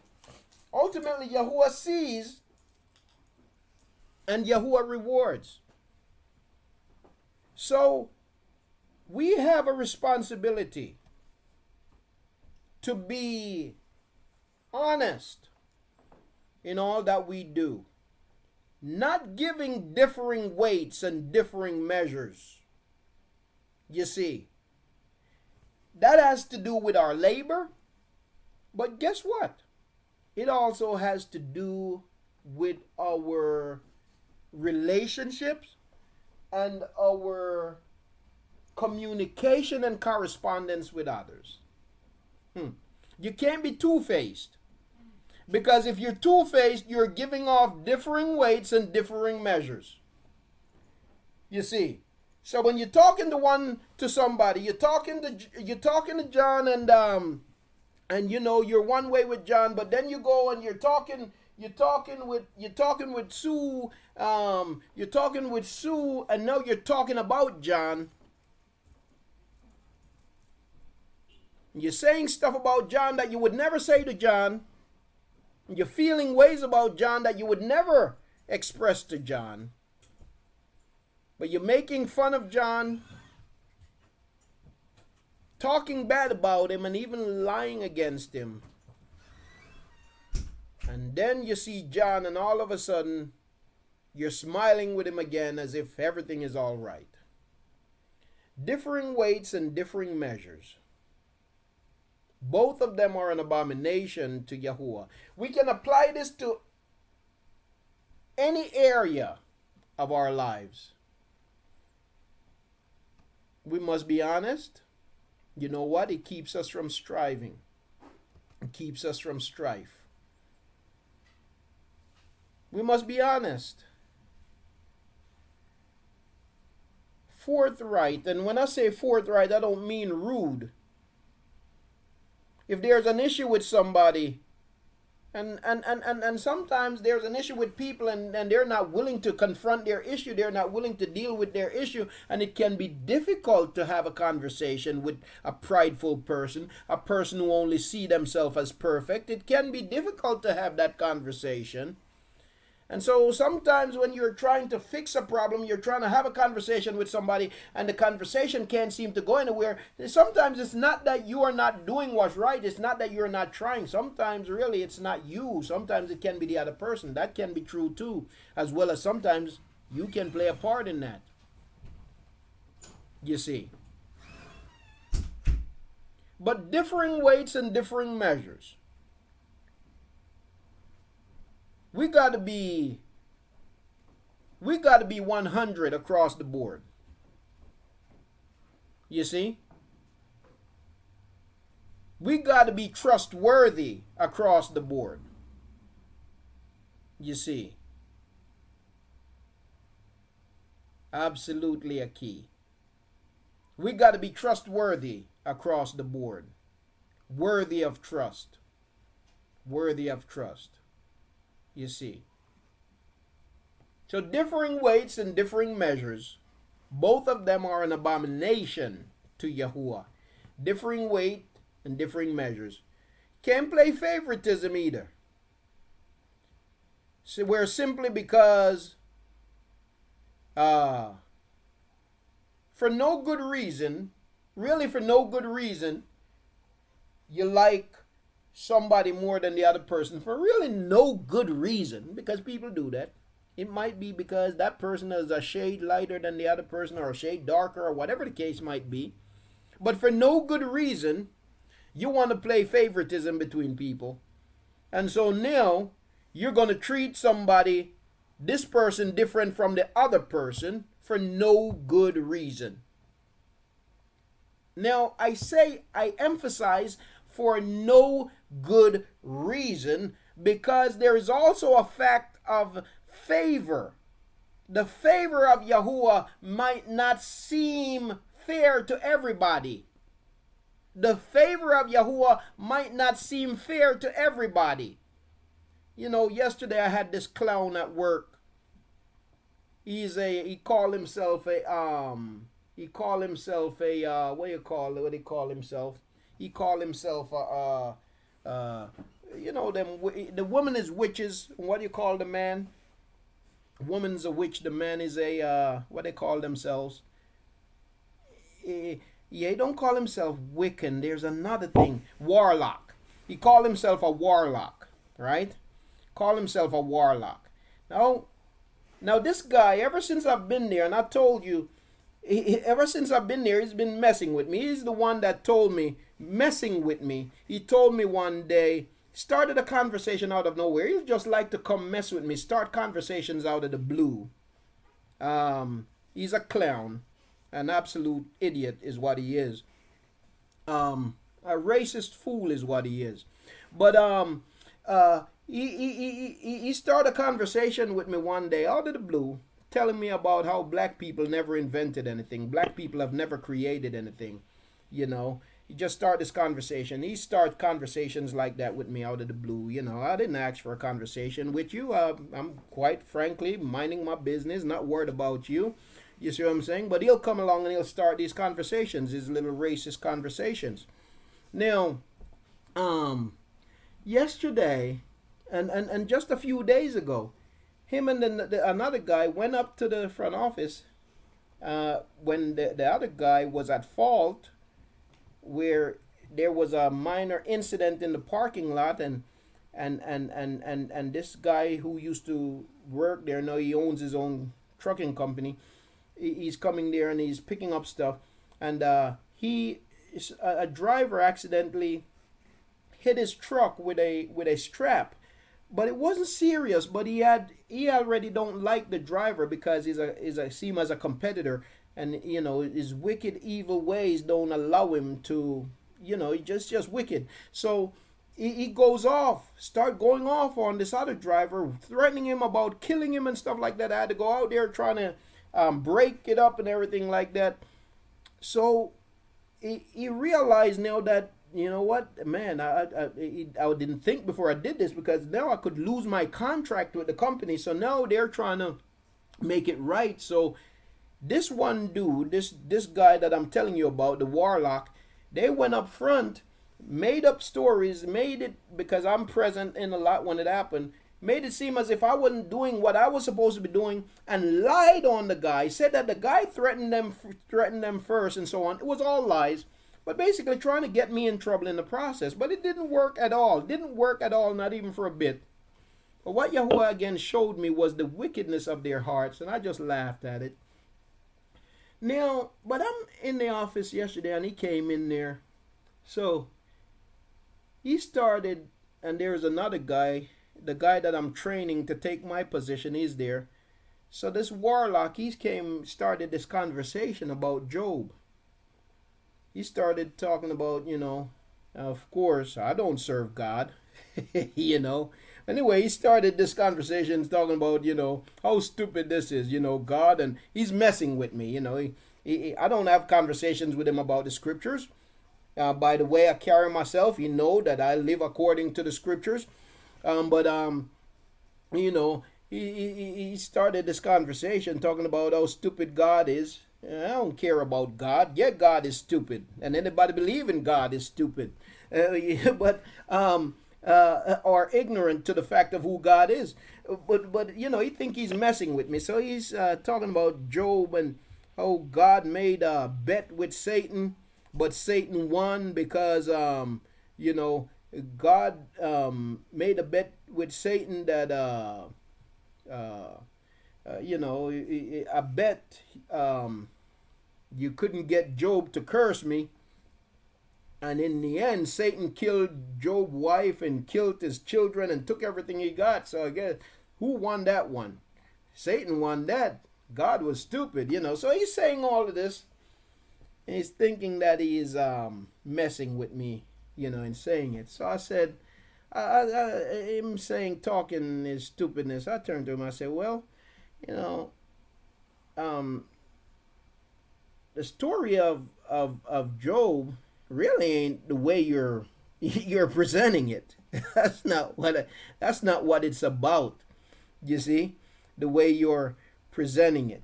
But bottom line is, he was just he's just looking for little things that he feel can get under my skin, you know. But so he's going on, and he think no that he got me, and he's drawing me into a conversation. So I just stopped talking. I let the fool keep talking by himself. And he realized that I'm not having a conversation with him, and so pretty soon he realized, and he said, well, it's time to go home, you know. And I made some other sarcastic comment. But the bottom line is that you have people who they don't like you for one reason or another. You see what I'm saying? They don't like you for one reason or another, and they will want to treat you differently.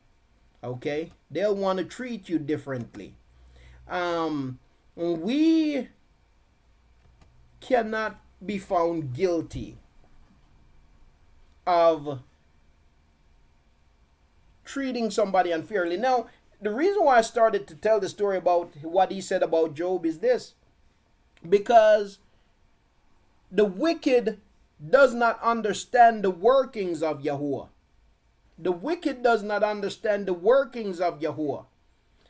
And the fact of the matter is that when Yahuah shows favor to his people, it will be misunderstood by the wicked. You see, Yahuwah's favor will be misunderstood by the wicked. And so to the wicked, Yahuwah's favor does not seem fair, because to the wicked is asking, well, why did he do this for him but not this for me?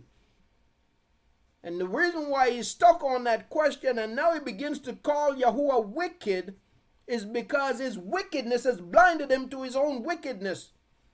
No, the problem is not with him. The problem is with the Creator, and the problem is with everybody else. But the bottom line is that there are people, there is nothing wrong with giving favor, showing favor where favor is deserved. There is nothing wrong with showing favor where favor is deserved. What we must make sure is that we are not showing favor. We're not curry favoring. We must make sure that we're not showing favor where it is not deserved. You see. And so sometimes we can, because we, for whatever reason, we like one person more than another person, we can be biased.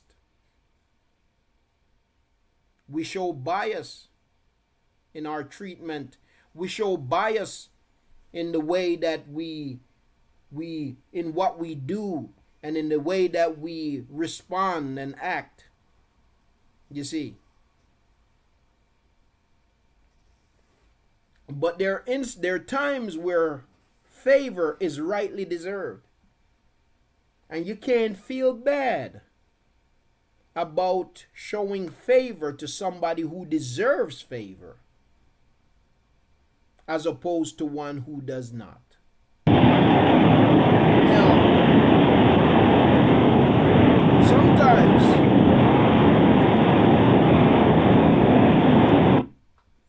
sometimes that can be misunderstood by people who have no understanding. You see? And they'll accuse you of being biased because of their lack of understanding. Just like this man yesterday, he accused the Creator. Of course, the Creator is not God, but that's who he's implying. He accused the Creator of being a murderer and of being outwitted by Shaitan out of his ignorance. You see,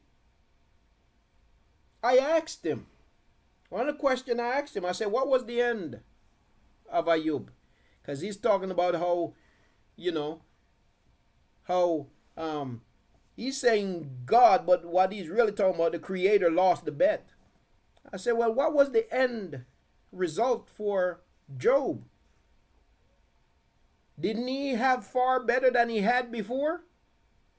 He couldn't understand that, didn't want to talk about that. He said, bottom line is he lost his children and lost his wife. Well, if he lost his children and lost his wife, as a matter of fact, if you read the text, you will see that they were doing wickedness. So justice was served, but favor was given to the one who was devoted to Yahuah. But the wicked will not understand favor. And when favor is given where favor is deserved, the wicked will always have a problem with it. But even when the wicked have a problem with it, you can't allow them to stop you from showing favor where favor is deserved. Forget the fact that they don't understand it. You're not here to explain anything to them. You're not here to prove anything to the wicked. You're not here to even reach the wicked. Yahuah didn't send us to save the wicked. He sent us to deliver his word to his people. As a matter of fact, let me correct that. He didn't send us to save anybody, but he certainly didn't send us to preach to the wicked. He didn't send us to convince the wicked. You see? He didn't send any messenger to convince the wicked of anything.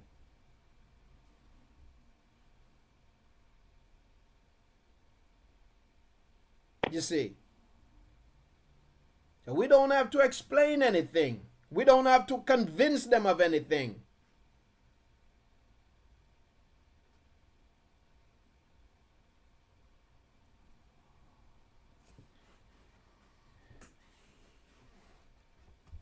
Now, verse 11. Even a child is known by his deeds, whether his work is clear and right. Even a child is known by his deeds, whether his work is clear and right. And I guess I'll put this way.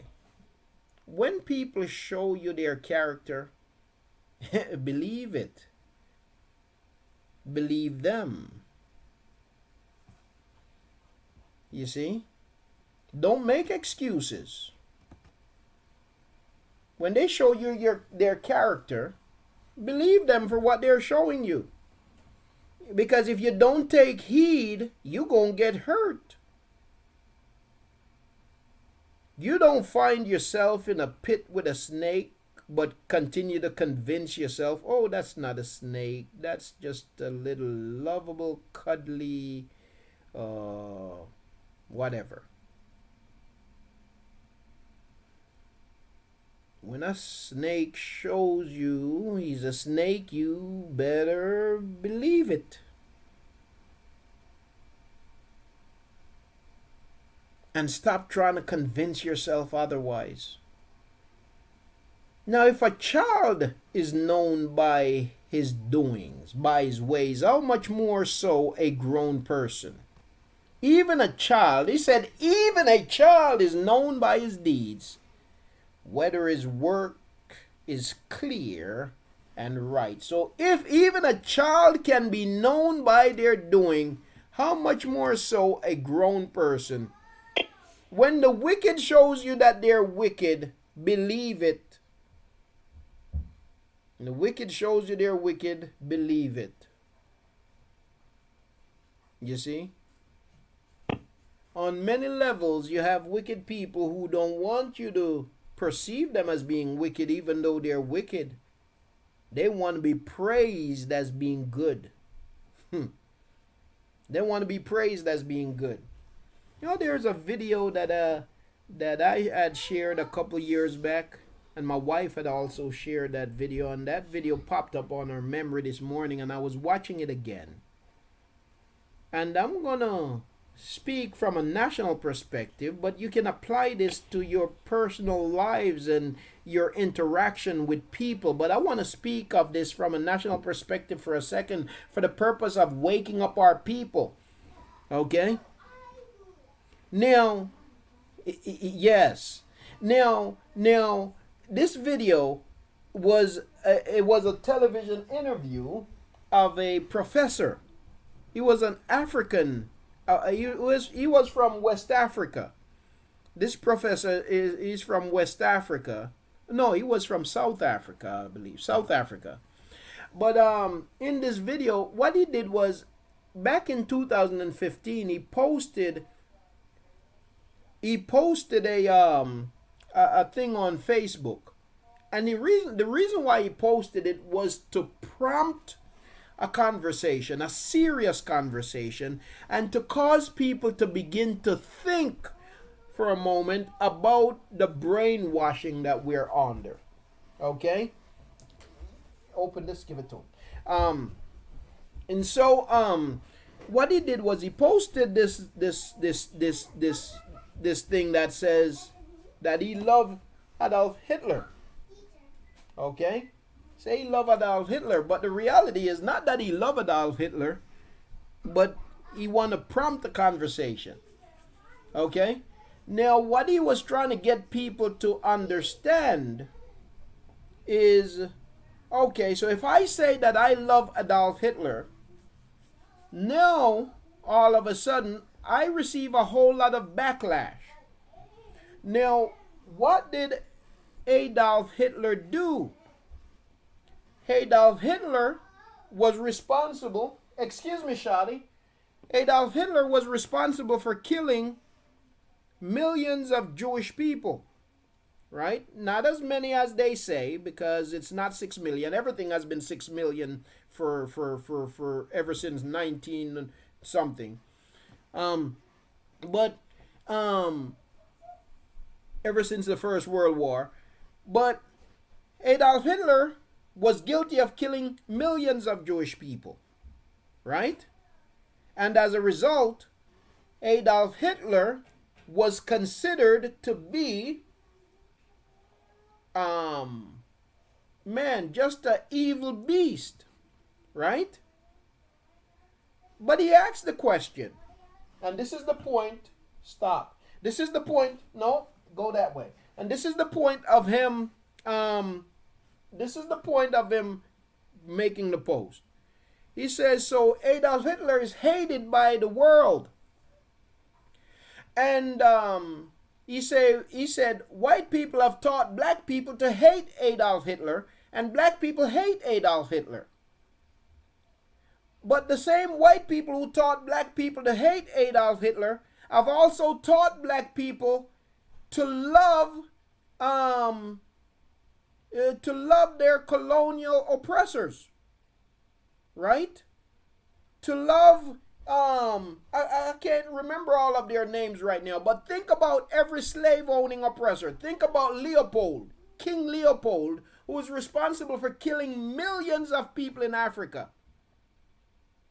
Killing millions of people, and who he didn't kill, he chopped their arms off, and that tradition continues to this very day in Africa, a tradition started by King Leopold. But black people are taught to hate Adolf Hitler because Adolf Hitler killed white people, but we're not taught to hate Leopold or to hate any of the founders of the so-called founders of America. We're not taught to hate them. We're taught to love them and to celebrate them. When in the reality is that they killed millions of our people, enslaved millions of our people, raped millions of our people, men and women, children, boys and girls. We're not taught to hate them. We're taught to celebrate them, but we're taught to hate Hitler. What's wrong with that picture? What is wrong with that picture? Ain't there something dramatically wrong with that? Everything is wrong with it. Everything is wrong with it. You see? Yes, indeed. Everything is wrong with it. But they want us to hate who they hate, and then tell us to love and tell us who we are to love. But the bottom line is this, that as a people and as individuals, you need to recognize when someone show themselves. Even a child is known by his deeds, whether his work is clear and right. The hearing ear and the seeing eye, Yahuah has made both of them. Now, this is not talking about that eye of Horus. The way that they translate it here, it would sound like it's a reference to the eye of Horus, and who knows? They probably intentionally translate it to sound that way, because these Christians also esteem that garbage, and that's who give you these translations, Christians. You see? But literally, what it's saying is that the ability to hear and the ability to see, the ability to hear and the ability to see, it is Yahuah that gives both. It is Yahuah that gives both the ability to hear and the ability to see. So family, there are many truths that is spoken, that has been spoken, and that will be spoken, but there are people who lack the ability to hear it or to see. For example, what I just spoke about concerning Adolf Hitler, a whole lot of people will consider me to be a racist, hateful, and so on. And black people too, black people, a whole lot of black people. But yet they lack the ability to see the point or to hear it. You see? They lack the ability to see the point or to hear it. You see? But the ability to see and the ability to hear is given by Yahuah. Let's not forget. The ability to see and the ability to hear is given by Yahuah. The deaf and the blind is doomed for destruction. Okay? Now, verse 13, do not love sleep, lest you become poor. Open your eyes, be satisfied with bread. We talked about that last week when we went over laziness. I'm going to move on. Evil, evil, cries the buyer. Now, this is a con artist. This is a scammer. And you have a whole lot of people like this. You see? You know, when you're in business and among your own people, you will find this. Among black people in particular, black people. We're good for this. Crying down the value, devaluing your own, devaluing your people, devaluing the worth of your people, devaluing their labor, devaluing their worth. Evil, evil, cries the buyer, but when he has gone his way, then he boasts. It paints the picture of somebody trying to buy something. He recognizes the value of the thing, but acts as if it's of no value, so he can haggle the price, so that he can cry down the price. I say that while people do this literally, we should also see this from the perspective of how we relate to one another, how we devalue one another. You see, how we tear down one another. Yeah, we might recognize that there is great value in a person. We might recognize that there is great gifts in a person, in our brother, in our sister. We might recognize that Yahuah is really using that person, but our jealousy, our envy, our corruptness prohibits us from acknowledging that. And so what we do is we tear down that person. And secretly we think, man, Yahuah certainly gifted that person. Secretly though, we'll acknowledge it secretly, but publicly we tear them down. We find all kinds of reasons to tear them down. Bring them down. You see, crabs in a basket. And we will join with others to tear them down. We will join with strangers to tear down our own people. You see.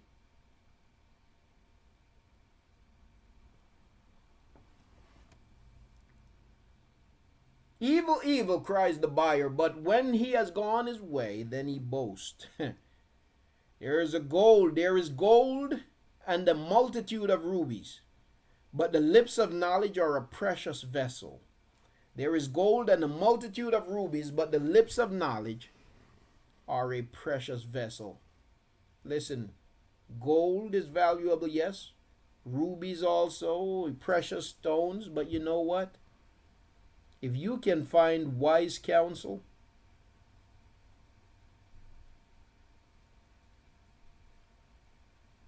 a heart of knowledge, it is far more precious and far more valuable. Far more precious and far more valuable. Take the garment of one who is guarantor for a stranger, and hold it as a pledge when it is for foreigners. Take the garment of one who is guarantor for a stranger, and hold it as a pledge when it is for foreigners. Okay, and that's, the scriptures really give us a lot of insight concerning finances, financial decisions, doing business, and so on. And this is really financial counsel. So if somebody want to be a co-signer for somebody, especially for a stranger, then let that person, you want to co-sign for him, then you hand over something that will cover the cost of that which you are co-signing for. I don't know him. You claim you know him. Now you better be ready to pay the price. You see? You better be ready to pay the price. That's why we shouldn't go co-signing for people unless we know that if they can't afford to pay it, then we are in a position to pay it. That's the only way you should co-sign. Listen, I got with that. I got conned in that. A real estate person really, totally, literally lied to me about co-signing on a mortgage for a family member. They lied to me. Really, really did lie to me. I didn't know better at the time. And I co-signed. And that thing really hurted me. You see? So you don't co-sign on anything unless you're willing to pay it off. Pay for it if that person for some reason don't pay or can't pay or don't want to pay. You see? You don't co-sign for anything. Bread gained by deceit might be sweet to a man, but afterward his mouth is filled with gravel. Bread gained by deceit might be sweet to a man. Ill-gotten gain, family. It will taste good for a minute.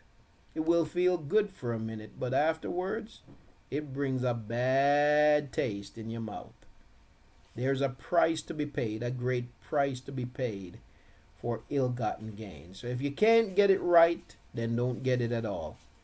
You see, can't get it right, don't get it at all. Whoever curses his father, wait, let me go back. Verse 18, by counsel plans are established, and by wise guidance wage a battle. So when you have something that you want to establish, you make sure you seek out good counsel, gain and much counsel. If you have a plan, seek out counsel, get the opinion of others. You see, talk with other people about it. Seek out counsel. You see, by counsel, plans are established, and by wise guidance, wage a battle. You do not go start a fight and that you know and you don't know nothing about it. You don't know nothing about your enemy. You see? You don't go start a fight and you know nothing about your enemy. You need wisdom, wise guidance. He who goes about as a slanderer reveals secrets. Therefore, do not associate with him who speaks smoothly with his lips. Yeah, watch for people who like to, what's the word here? They like to pile on fake praises. They there's a word for that. They like to forget the word right now. You know, they like to tell you about how wonderful you are, but really they don't mean it. You know? Just piling on false esteem, false praise. Be careful of that. You see? Be careful of that. He who goes about as a slanderer reveals secrets, therefore do not associate with him who speaks smoothly with his lips. Watch a smooth talker. Got ulterior motives. Whoever curses his father or his mother, his lamp is put out in deep darkness. Whoever curses his father or his mother, his lamp is put out in deep darkness. It's a dangerous thing to curse your father and your mother. Dangerous thing to curse your father and your mother. You see, family, even if your parents have failed, yeah, flattery, to the key. Even if your parents have failed, you can be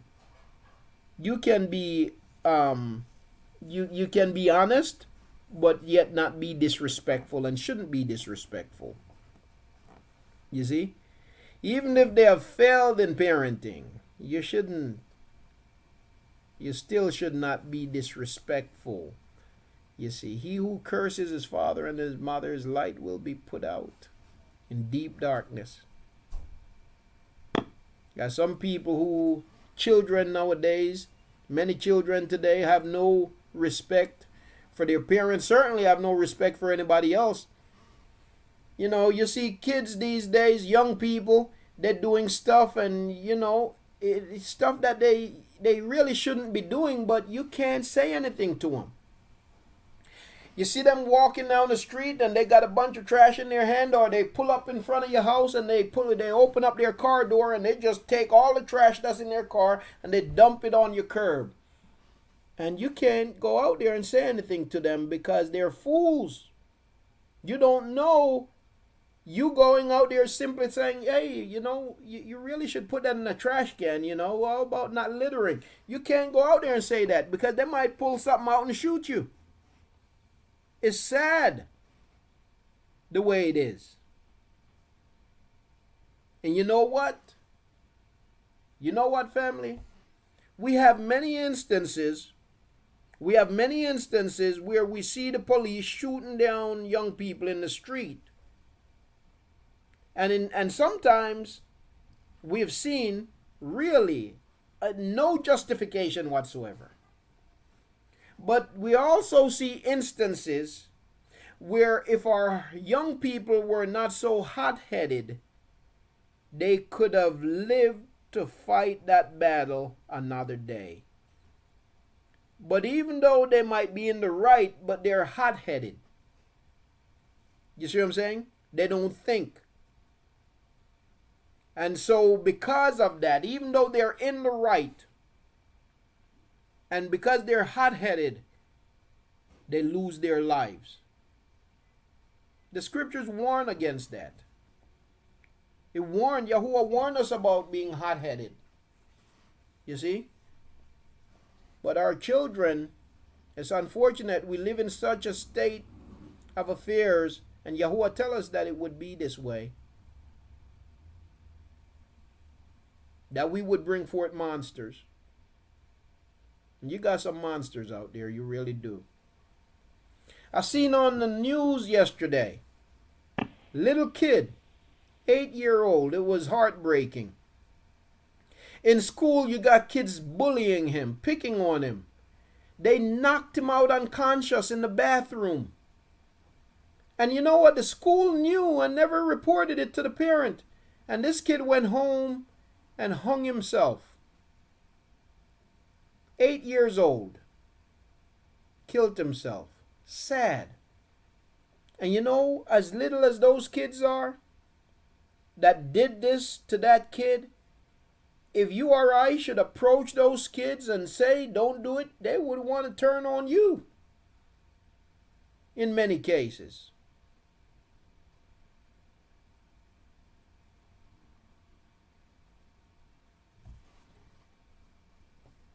It is sad. He who goes about, okay, so whoever curses his father or his mother, his lamp is put out in deep darkness. Verse 21.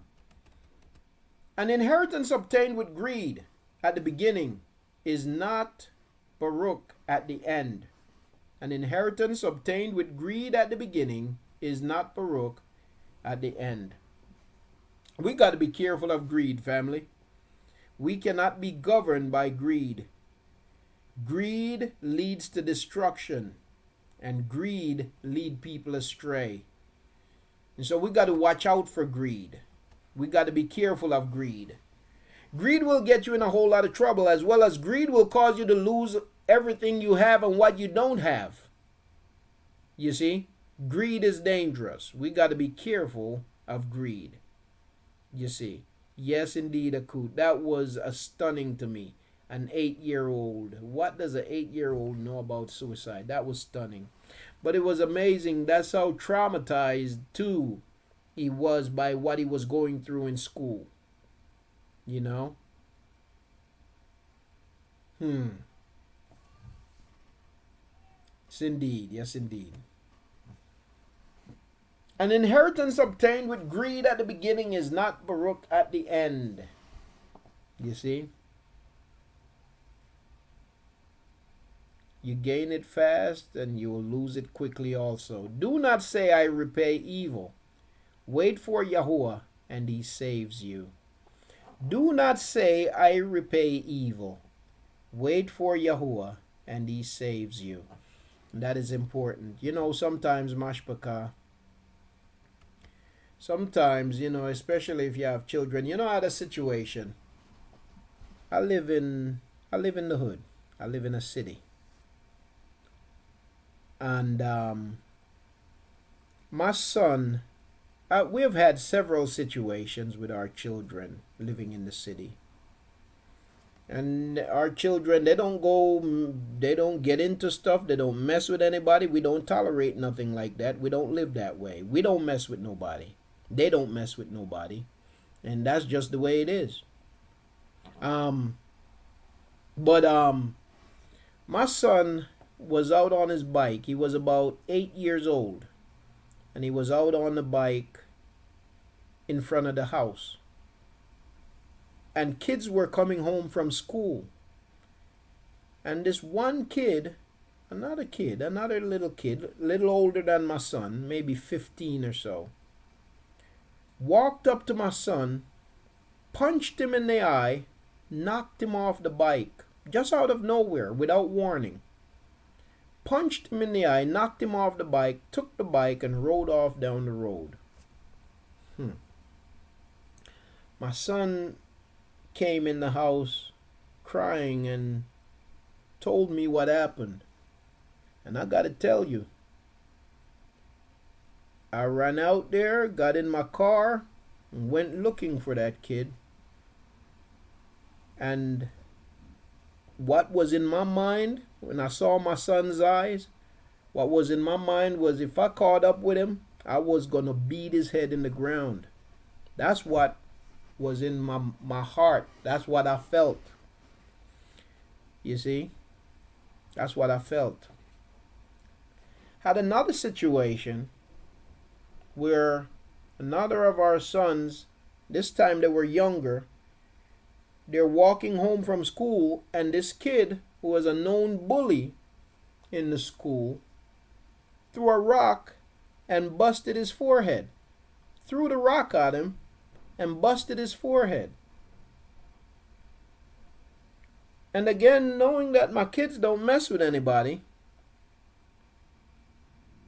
and I make sure I teach them not to mess with anybody, I was quite angry. And in the moment, I wanted to get back at that kid that did that to our son.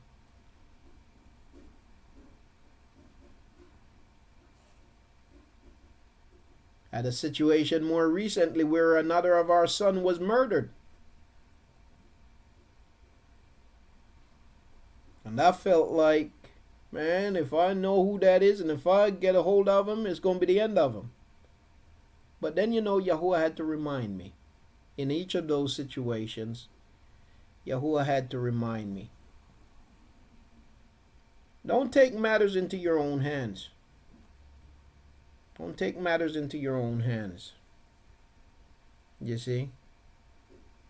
Because then you're only destroying your life and destroying your family and making things worse. And that's what this is talking about, family. We got to be cool, calm, and collective. Right? We got to think. You see? And not allow the works of the adversary to get us caught up. You see? So he says, do not say, I repay evil. I repay evil. Oh, so you did that to my kid? I'm going to get you. I'm not going to get the authorities involved. I'm going to take care of this. Now, before you know it, the authorities will be looking for you if that's the way you're thinking. Do not say, I repay evil. But instead, wait for Yahuah, and he saves you. You see? We have to be careful not to take justice into our own hands. You see? But wait for Yahuah, and he will repay. Yes, indeed. Yes, indeed, Aki. Do not say, I repay evil. Wait for Yahuah, and he saves you. Differing weights are an abomination to Yahuah, and the false scale is not good. We talked about that earlier. The steps of a man are from Yahuah. What does a man know about his own way? Fact of the matter is, we think we know a whole lot that we really don't know. Sometimes we go through things, and as we're going through it, family, we are looking for a way out because we think we know the best solution. You see?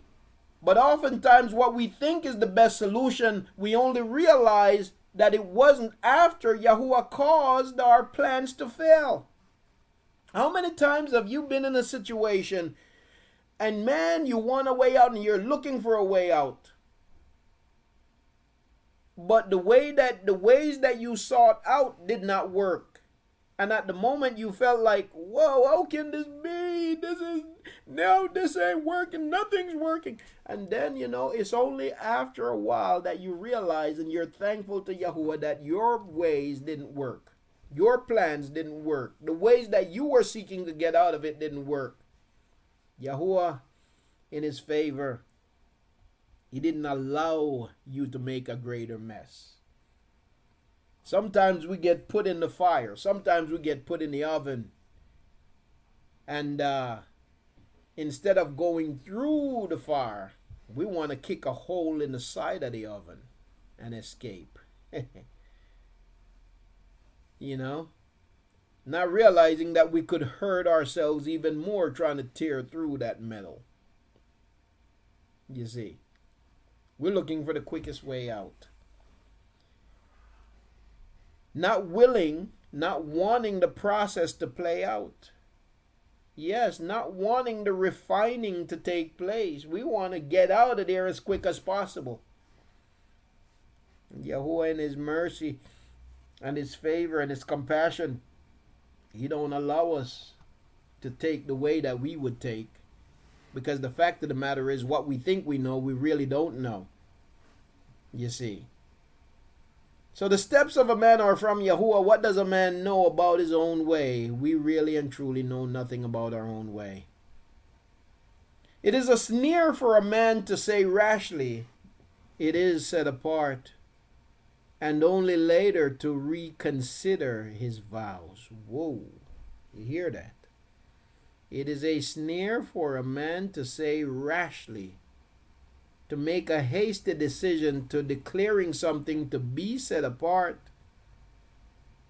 and then to have to come back later and to reconsider his vows. Be slow to speak, quick to hear, be quick to learn, slow to act. Because when we act in a hurry, when we speak in a hurry, we're acting irrationally, and it becomes a sneer to us and to others. A wise king winnows out the wrong and turns the wheel over them. Speaks for itself. The spirit of a man is the lamp of Yahuah, searching all his inmost parts. The spirit of a man is the lamp of Yahuah, searching all his inmost parts. This is interesting, family. You know, it's interesting because we have, let me say something here. Let me make something clear. This is something we've talked about in the past. There is a difference between the spirit of Yahuah dwelling in us and being immersed in the Ruach of Yahuah. There is really a difference, and we need to make that clear. Okay? Immersion in the Ruach of Yahuah will take place in the land according to the scriptures. But we do have the spirit of Yahuah in us. You see. And as a matter of fact,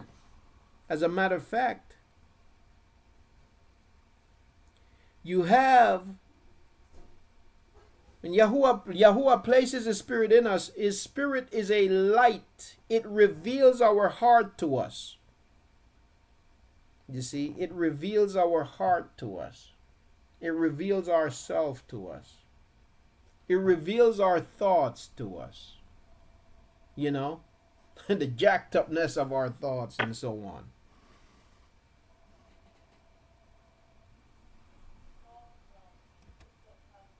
The spirit of a man is the lamp of Yahuah, searching all his inmost parts. Kindness and truth watch over the king, and he shall support his throne by kindness. The beauty of young men is their strength, and the splendor of old men is their gray hair. The beauty of young men is their strength, and the splendor of old men is their gray hair. As young men, is important when we're young, not to waste our strength, but to put it to good use. Even though as young men, another problem we could have as young men is we have a hard time taking counsel. Young men tend to think that they have it all figured out. They know better than everybody else. And young men tend to think that they're more grown than they actually are too. You see. And the splendor of old men is their gray hair. The blows that wound cleanse away evil, and strokes the inner parts of the heart. The blows that wound cleanse away evil and strokes the inner parts of the heart. And so, family, we go through pains sometimes. We go through hardships. We go through difficulty. It's a part of the purification process. It's a part of the pruning process. It's a part of the set apart process. It's a part of the wheel process. It is a part of the oven process. And so, when difficult times come, when pain come, when hardship come, when difficulty come, we got to be willing to say, you know what, Yahuah, not what I desire, not my will, but let your will be done. And as Aki Daniel expressed the other evening when we assembled for prayer, for fasting, he had talked about, the importance and asking Yahuah to help us, not to be so, I forget the word that he used, but we can find ourselves fighting against the will of Yahuah. You see, fighting against, sometimes we can find ourselves fighting against Shaitan, Yahuah's servant, when it ain't time to be fighting. You see? And when we do that, what we're actually doing is we're fighting against Yahuah's will. And so it's important for us also, rather than trying to find a quick way of escape out of the oven, it's important also to understand that being in the oven is a part of the cleansing needed and the cleansing necessary to be in the presence of Yahuah. We're going to stop there, family. We have come to the end of chapter 20 of the book of Mashaly, Proverbs. Looking forward to going to chapter 21. But we're going to stop here for today. And I want to open up the mic to any comments or questions before we close out today.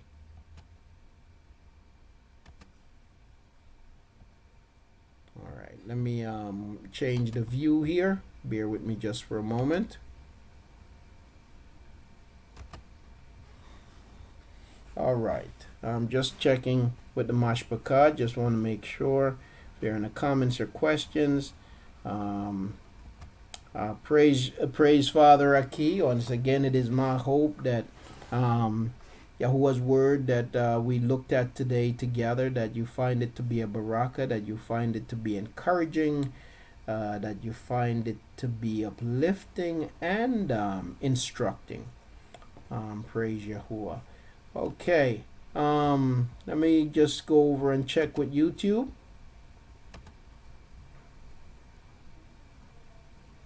Okay, all right, Mashpaka, we are, let's see, let me go back to Fuse. Okay, Aki Damon, please go ahead, Aki. Praise Yahuah. Praise Father Aki. Hello, Yahuah, first and foremost. Shalom, shalom, Mashpaka. I actually completely forgot. I wasn't aware that we was meeting up. I guess it was Thursday. It might have been Thursday, I guess. Yeah. Was it Thursday? Okay. Yeah. I figured, kind of, yeah. I think I was actually biting into a sandwich. And I realized it just hit me. I'm like, you know what? We supposed to be fasting. But I apologize for that, Mashpaka. I completely forgot. Was something I wanted to just say that the quote that's going through whatever it is, I mean, the blood clot and all of that. Is it an update? Did she give us an update? I might have missed out on. Great question. She's still, I know that she is still going through the process of evaluation. And Akut Shar is here, so I don't know if there's any update, Akut, that you'd like to share with the family. If so, you please feel free to do so, Akut.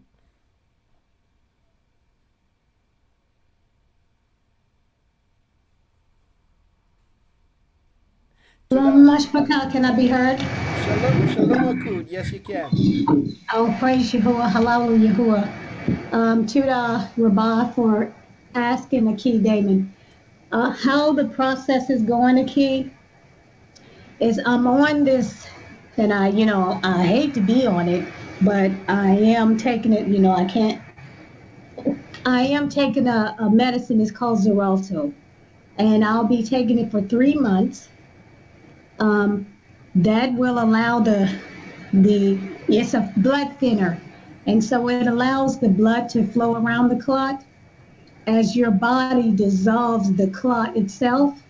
So I go back in 3 months to have another ultrasound done to see if if the clot has gone, or if it's still there, what have you. And on the 17th, I'm going uh, to have a hematology done, because my doctor is asking, why did you get the clot? Because she asked me questions that, none of the stuff took place, no long drives, no flights, and this and that. And now she wants to know why. So the hematology test is going to let them know, am I one of those that just develop blood clots and, things like that.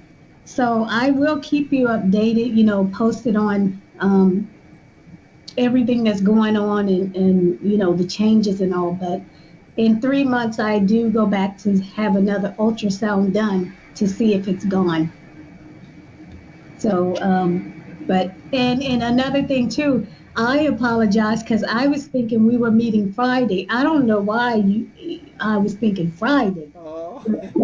Yeah, I was, and obviously when I got on, nobody was on. So, but Robert did fast. See, I couldn't, because I have to eat something to take this Yeah. blood thinner. Yes. So, but he did, and we were thinking Friday, but I missed it too. So I apologize, because I certainly, of course, wanted to be there. So please forgive me, Mashpaka, for not being there. But $2 Rabah, and I'll release the mic. Yes. No problem, Akut. And I think there was some confusion with some of the family. But we certainly understand your situation. That's we're here to stand in the gap on your behalf, and on behalf of the rest of the family. We're here to stand when you can't stand. So that's certainly understandable, and that's kind of like the whole point of the fast, and us standing in the gap and praying for our mashpaka. Aki Yahaka Bakut Sharia had a question about Yashayahu chapter 14 verse 1 and 2, and I'm gonna go to that, but let me go to this is Akut Kim speaking, Akut Shar. That will be the first and last time we will allow that, though.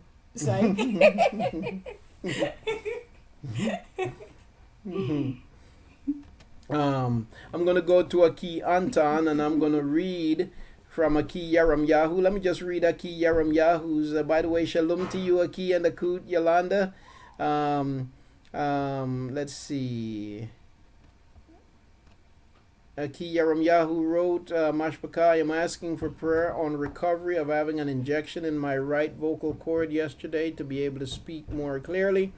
I am not speaking as clear right now due to give me just a second. Due to the injection to the family. Yes, indeed. We'll be praying for you, Aki. We'll be praying for you concerning that. Praise Yahuah. Praise Yahuah. We will. All right, Aki Anton, please go ahead, Aki. Okay, I appreciate that. I just want to thank everyone for their inputs today, and I was really anxious this morning for the study to start, and this was something. I mean, everything that you hit on today was right up my alley for it covers the last week or so. my son is 18 years old now, and he thinks he knows it all, and he's just, you can't tell him anything now. Yes. So we were having conversations last week on the after his prom. Hmm. So I guess he's grown enough now that he has everything figured out, and he told me that he didn't want to. He really didn't want to be bothered with me anymore. So, I mean, and just going back over my notes, and I've been thinking, I've been thinking to myself and praying and talking to my father and my uncles, and they all telling me the same things. I just have to let him go and let him get out there and let life deal with him. He'll be Yeah. back. Yeah. Yep. So I guess I was trying to keep him from getting the same scrapes and bruises and getting beat up the way I got beat up in life. So I Yeah. mean, I really appreciate you. Appreciate the way you translated everything and made it clear to me. So it's just another confirmation. And I just want to ask everybody to continually, if you do have the chance, to pray for him, Yes. and I'll keep him covered in prayer also, because the one thing that I don't want to do is see my son on TV with a cop standing over him. Yes. Yes. Yes. Yes. With that, I'll release the mic. Yeah. Yes. Yes. You say that, and I get vivid pictures of that, and that's my fear. I see my little babies. Um, and Shath is he's a Jerry Yaram Yahu. He's really dark skinned.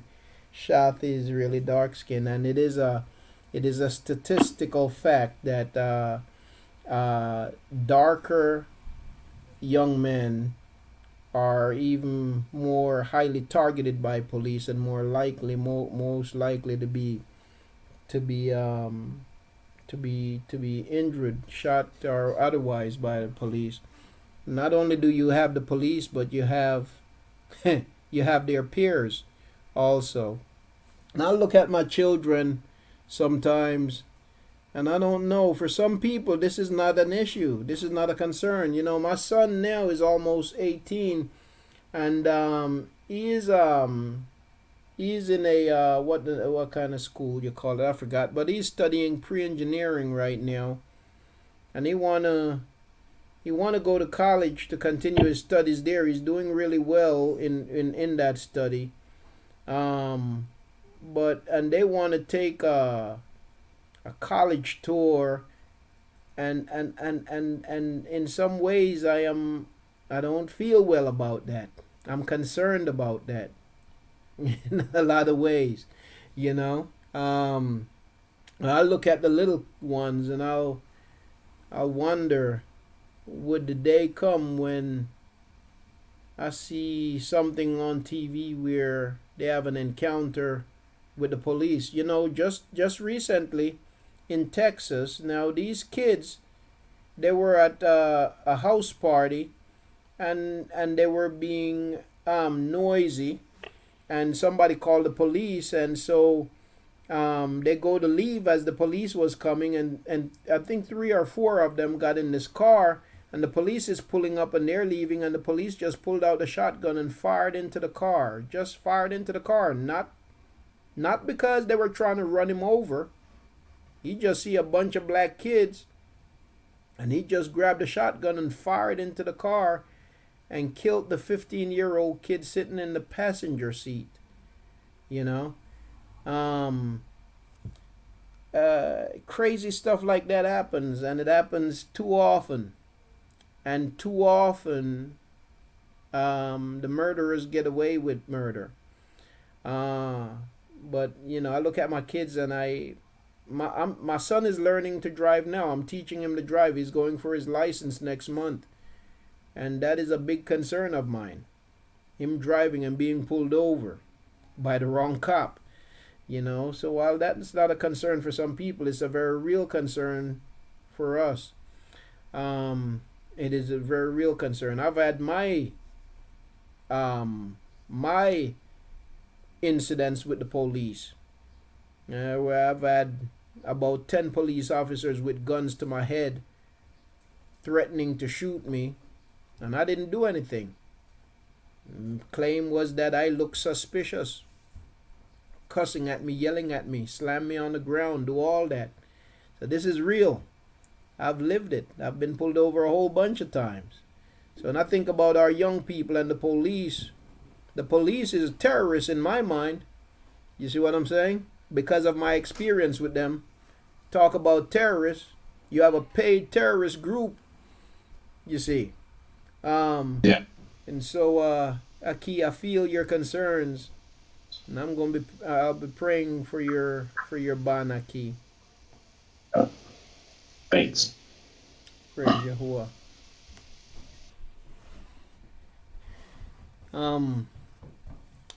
Yes. Okay. So let me go to Aki Yahakab Nakut Sharia's question.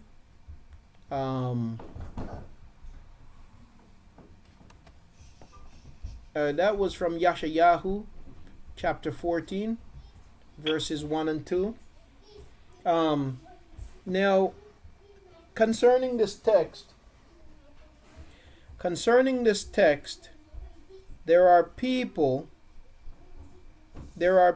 who say that the strangers here is in reference to all strangers.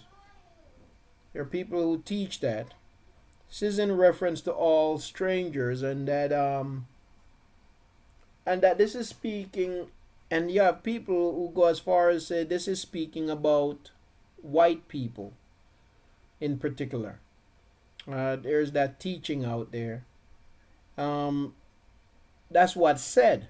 But what is this really talking about? Family, when we study the scriptures, we find in the scriptures where Yahuah tells us time and time again that when a stranger becomes joined with Yasharal, for example, going all the way back to the establishment of the nation of Yasharal, when a stranger is joined to a tribe, to a certain tribe, what happens? What happens to that stranger? If, for example, according to the scriptures, let me just ask the question here. I don't know if maybe I'm pretty certain you have family here that have read this. But if a stranger, for example, joins himself to Yahudah, what happens to the stranger who joins himself to Yahudah? Aki Keith just posted the Bamadabar chapter 15 and 16. Let me go to it. Bear with me just for 1 second, family.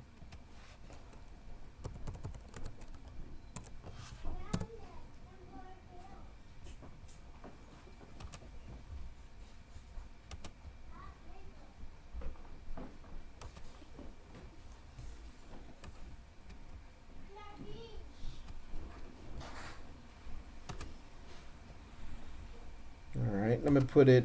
Yeah, okay, I am sharing my screen.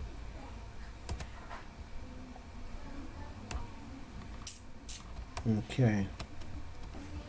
Mother bar 15 and 16. One Torah is for you of the assembly and for the stranger who sojourns with you, a Torah forever throughout your generations. As you are, so is the stranger before Yahuah.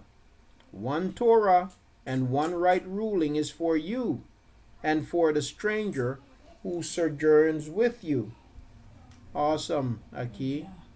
Now, let me go to another scripture. Oh, the screen sharing is blank on fuse. Uh-oh. You know what that means?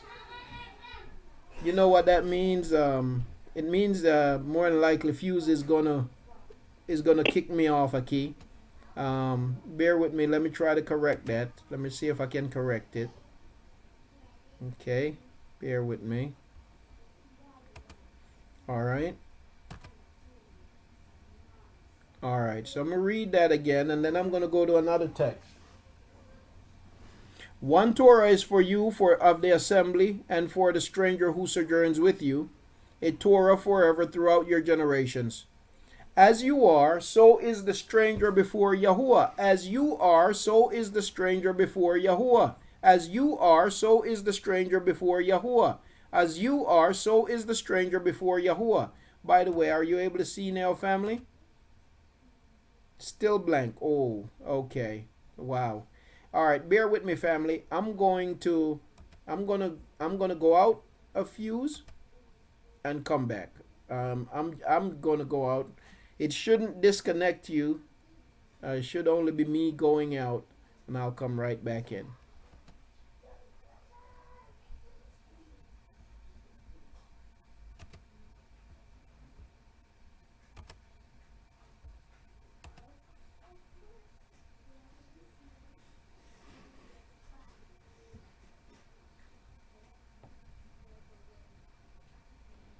This conference is being recorded. The audio conference will now begin. Wow. So it seemed it knocked everybody out. I'm sorry about that. It shouldn't do that. It really shouldn't do that.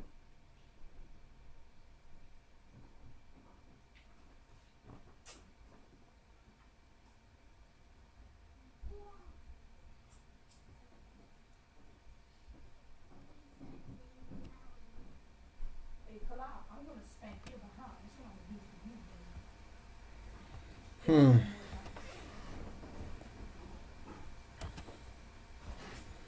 Okay. Trying to get it back here, family.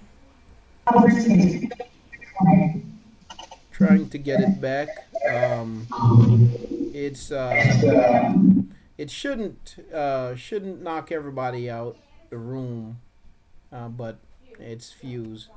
By the way, Aki Adial had given me another venue. I just haven't had the time to register it yet. I went on to look at it. I need to register with that venue, and we will be doing that. So that is still something that we will be doing.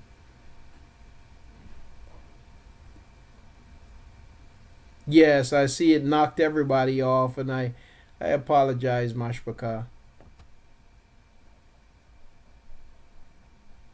I'm gonna wait for everybody to get back in before I continue with those scriptures. That's a very important question. Um, Yashayahu, chapter 14, verses 1 and 2. I'm going to be reading it shortly. Okay. All right. I know everybody is not back yet. Yeah. Now I'm gonna. I'll start. Now, again, as I was saying, you have people out there who have various teachings concerning these scriptures from the book of Yashayahu, Isaiah, chapter 14, verses 1 and 2, and beyond. And some people say that out there teach that no stranger, and I'll tell you what, but let me finish the point. They'll say that no stranger can be a part of the nation of Yasharal. Okay, there are people out there who say no stranger can be a part of the nation of Yasharal. And when they say that, they're only thinking of a stranger from one perspective, and that is from a racist perspective. Okay, so they're only thinking of a stranger as being a white person. And that's really the only reason why they say that. The people who say that. They're only thinking about a stranger. They're only.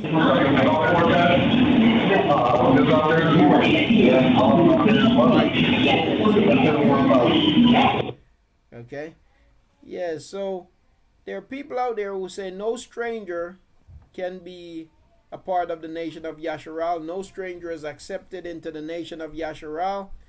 And a lot of times when people say that, they're speaking only from the perspective, from the thought process, that the only person that's a stranger to Yasharal is a person that's white.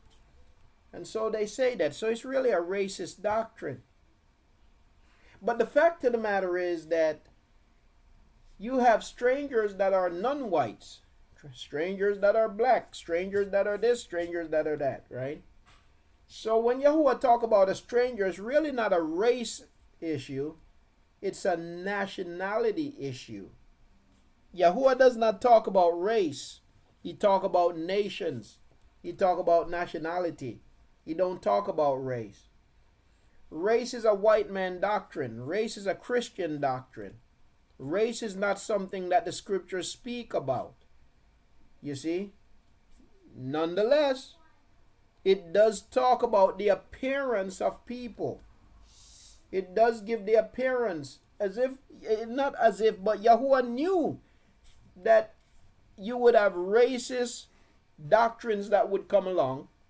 You would have a racist system that would come along and would try to steal the identity of the people of the scriptures and would implement something called race and change the scriptures, to imply racism. Yahuwah knew this, and so he put information in the text that causes us to know that the people of the scriptures are in fact a melanated people. Or somebody want to say it differently, are a black people, so to speak. Okay? Now you have people of Yasharal, and people who may think they are Yasharal, who say that no stranger can be a part of the nation of Yasharal, and for them, in their minds, when they talk about a stranger, it's only white people. But the fact of the matter is, strangers are not just limited to white people. You have black people that are strangers. You have black nations that are strangers to Yasharal. You have many nations that are strangers to Yasharal. But this is what Yahuwah says about the stranger. He has given one Torah. One Torah is for you of the assembly and for the stranger who sojourns with you. A Torah forever throughout your generations. As you are, so is the stranger before Yahuwah. So, in the way that I view you, Yasharal, I view the stranger who is committed to my Torah, I view the stranger the same way. Okay? And I have given the same Torah that I've given to you, the homeborn, I have given it to the grafted in stranger. Here's another thing. Yasharal, the 10 tribes of Yasharal, are no different now in some respects than a stranger. The 10 tribes, the house of Yasharal, the house of Yahuah, in some respects became no different than the other nations. Why? Because they were divorced. Yahuwah put them away. Yahuwah put the 10 tribes away. And the only way that the 10 tribes could once again become a part of the nation of Yasharal is by being grafted in, which is the same process necessary for any stranger to become a part of the nation of Yasharal. So the house of Yahuah was divorced, put away, cut off from Yahuwah. But Yahuwah is in the process of grafting back in the 10 tribes. And that's the same process that he takes in bringing in any other stranger. So in some ways, the 10 tribes are no different than any other stranger. So if any of us be of the 10 tribes, and we are teaching that no stranger can be of the nation of Yasharal, then any one of the 10 tribes who say that is actually precluding themselves from the nation, because the 10 tribes did in fact became a stranger to Yahuwah. Okay? But this is what Yahuwah says. Besides what people say, this is what Yahuwah say. This is what Yahuwah says. One Torah is for you of the assembly and for the stranger who sojourns with you. a Torah forever throughout your generations. As you are, so is the stranger before Yahuah. One Torah and one right ruling is for you and for the stranger who sojourns with you. All right, let me go to another text. Let's go to the book of Ezekiel. Yakazak and I believe chapter 38.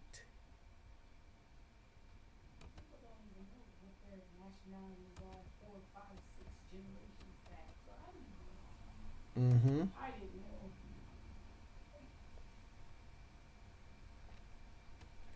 38.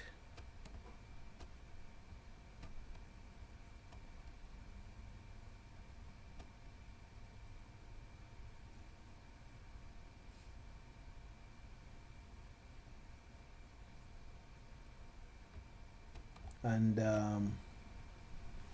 38. let's see.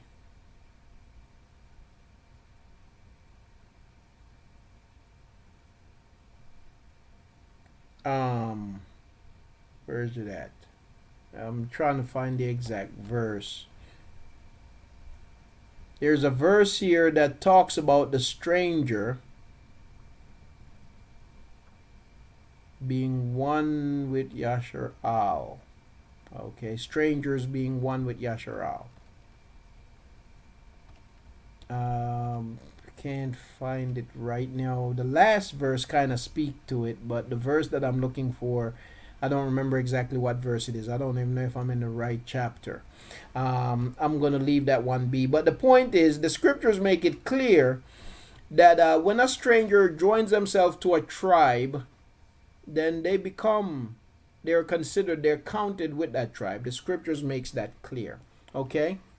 Now let me go to the text where the question came from. Yeshayahu chapter 14, Isaiah chapter 14. So this is what Aki Yahakab Sharia is asking about these verses.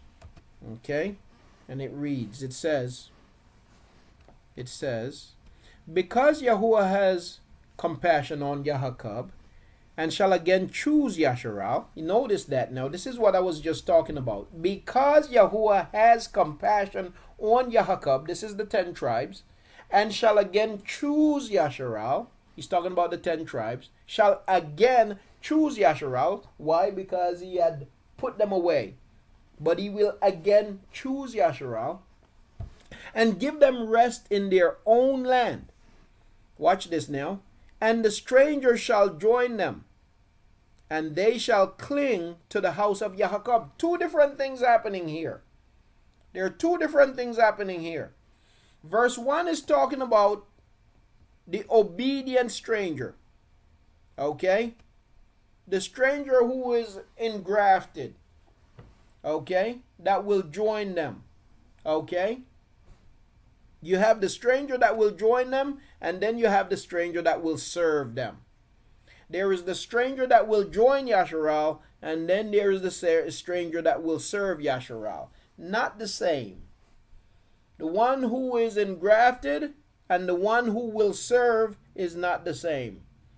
The one who is engrafted is the one who lives by the Torah of Yahuah, who has joined themselves, who have taken hold of the borders of the garment of the people of Yahuah and say, teach us the ways of Yahuah. Just as it says in the book of, what book is that again? Zachariah, I believe, chapter 8 or somewhere, where it says that the stranger will come from the nations, and they will take hold of the borders of the garment of the people of Yasharal, the men of Yasharal, and they will say, teach us the ways of Yahuah. So those strangers will be grafted in, and they will join the people in the land. Because now one Torah, the same Torah for them, the same Torah for the stranger, as it has been in the past. Okay? And the stranger shall join them, and they shall cling to the house of Yahakab. They shall cling to the house of Yahakab. Now watch this now. Here is the unbelieving group of strangers. And people shall take them and bring them to their own place.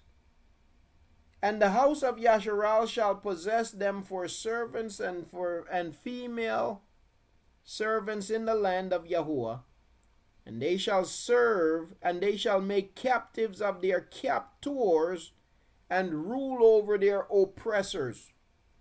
Okay? There is not ever in the history of Yasharal where you have a believing stranger that oppresses Yasharal. Now, racist doctrine will group everybody together. You see what I'm saying? Because a few thousand white people oppressed and enslaved us, then every white person have done it to us. That's racist doctrine. That's no different than a white person that look at every black person as a murderer because one black person may have killed somebody. You see what I'm saying? There is no difference. You see? So we have double standards on both sides of the aisle. You have black people who have their own, what you would call it. You have some black people who, because you have some white people who did something, then all white people are the same. And then you have white people who think that all black people are lazy, criminals, this, that, and the other. Those are racist notions. You see what I'm saying? So the unbelieving stranger, the oppressors of the people, will serve the people of Yasharal, will serve the people, will be enslaved. That's what the scripture says. Now, people have a problem with that. A lot of people have a problem with that. A lot of people have a problem with that. But that's what Yahuah says. You see? But for the believing stranger, that one is now counted with Yasharal. Not considered to be an oppressor of Yasharal, not considered to be any longer a stranger to Yasharal, but is grafted in and is counted with Yasharal. And that's not limited to skin color, because it's not just white people who are strangers. You have strangers from all bunch of nations who are dark-skinned people also. Okay? Now, Yashayahu 2:3.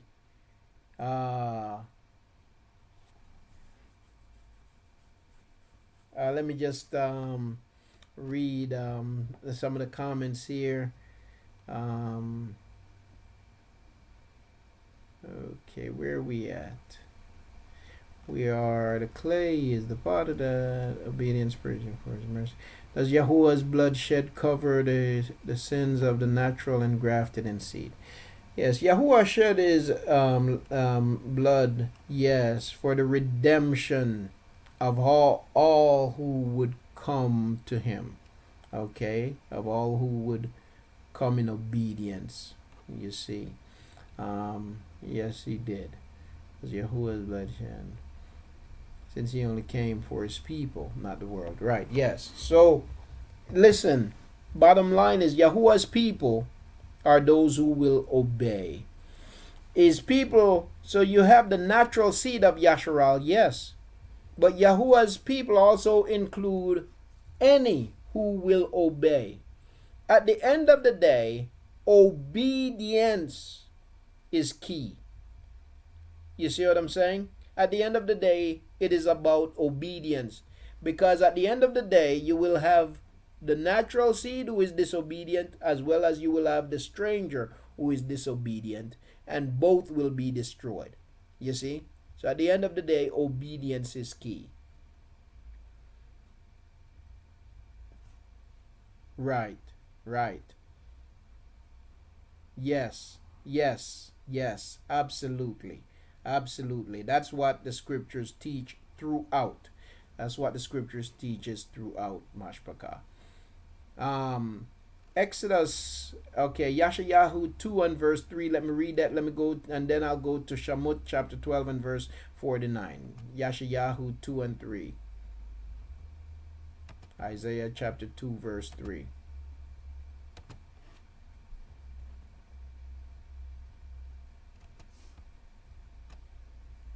And many peoples shall come and say, Come and let us go up to the mountain of Yahuwah, to the house of the Alachim of Yahuah, and let him teach us his ways, and let us walk in his paths.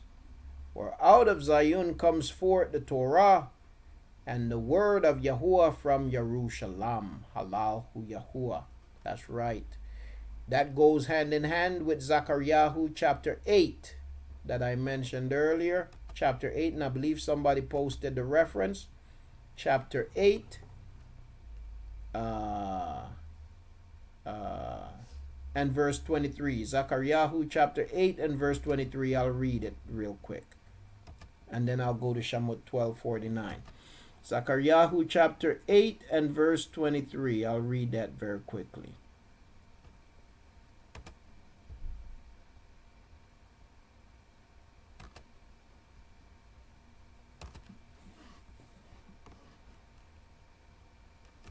Zechariah chapter 8 and verse 23.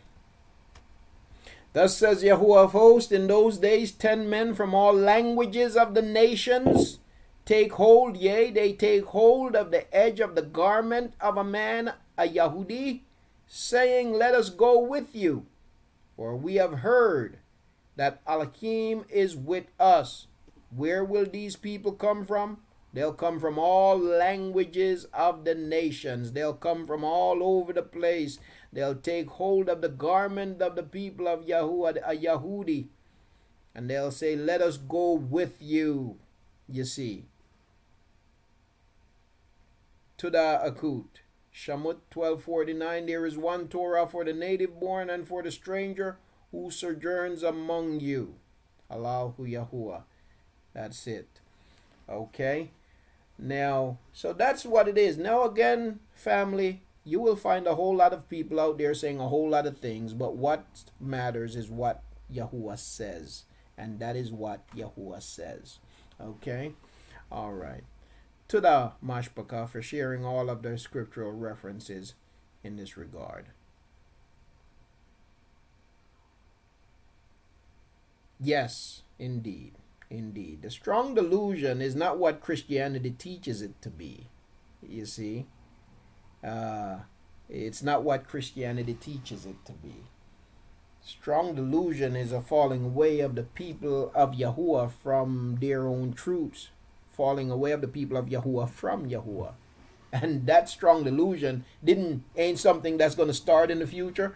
It isn't something that's just beginning. It's something that started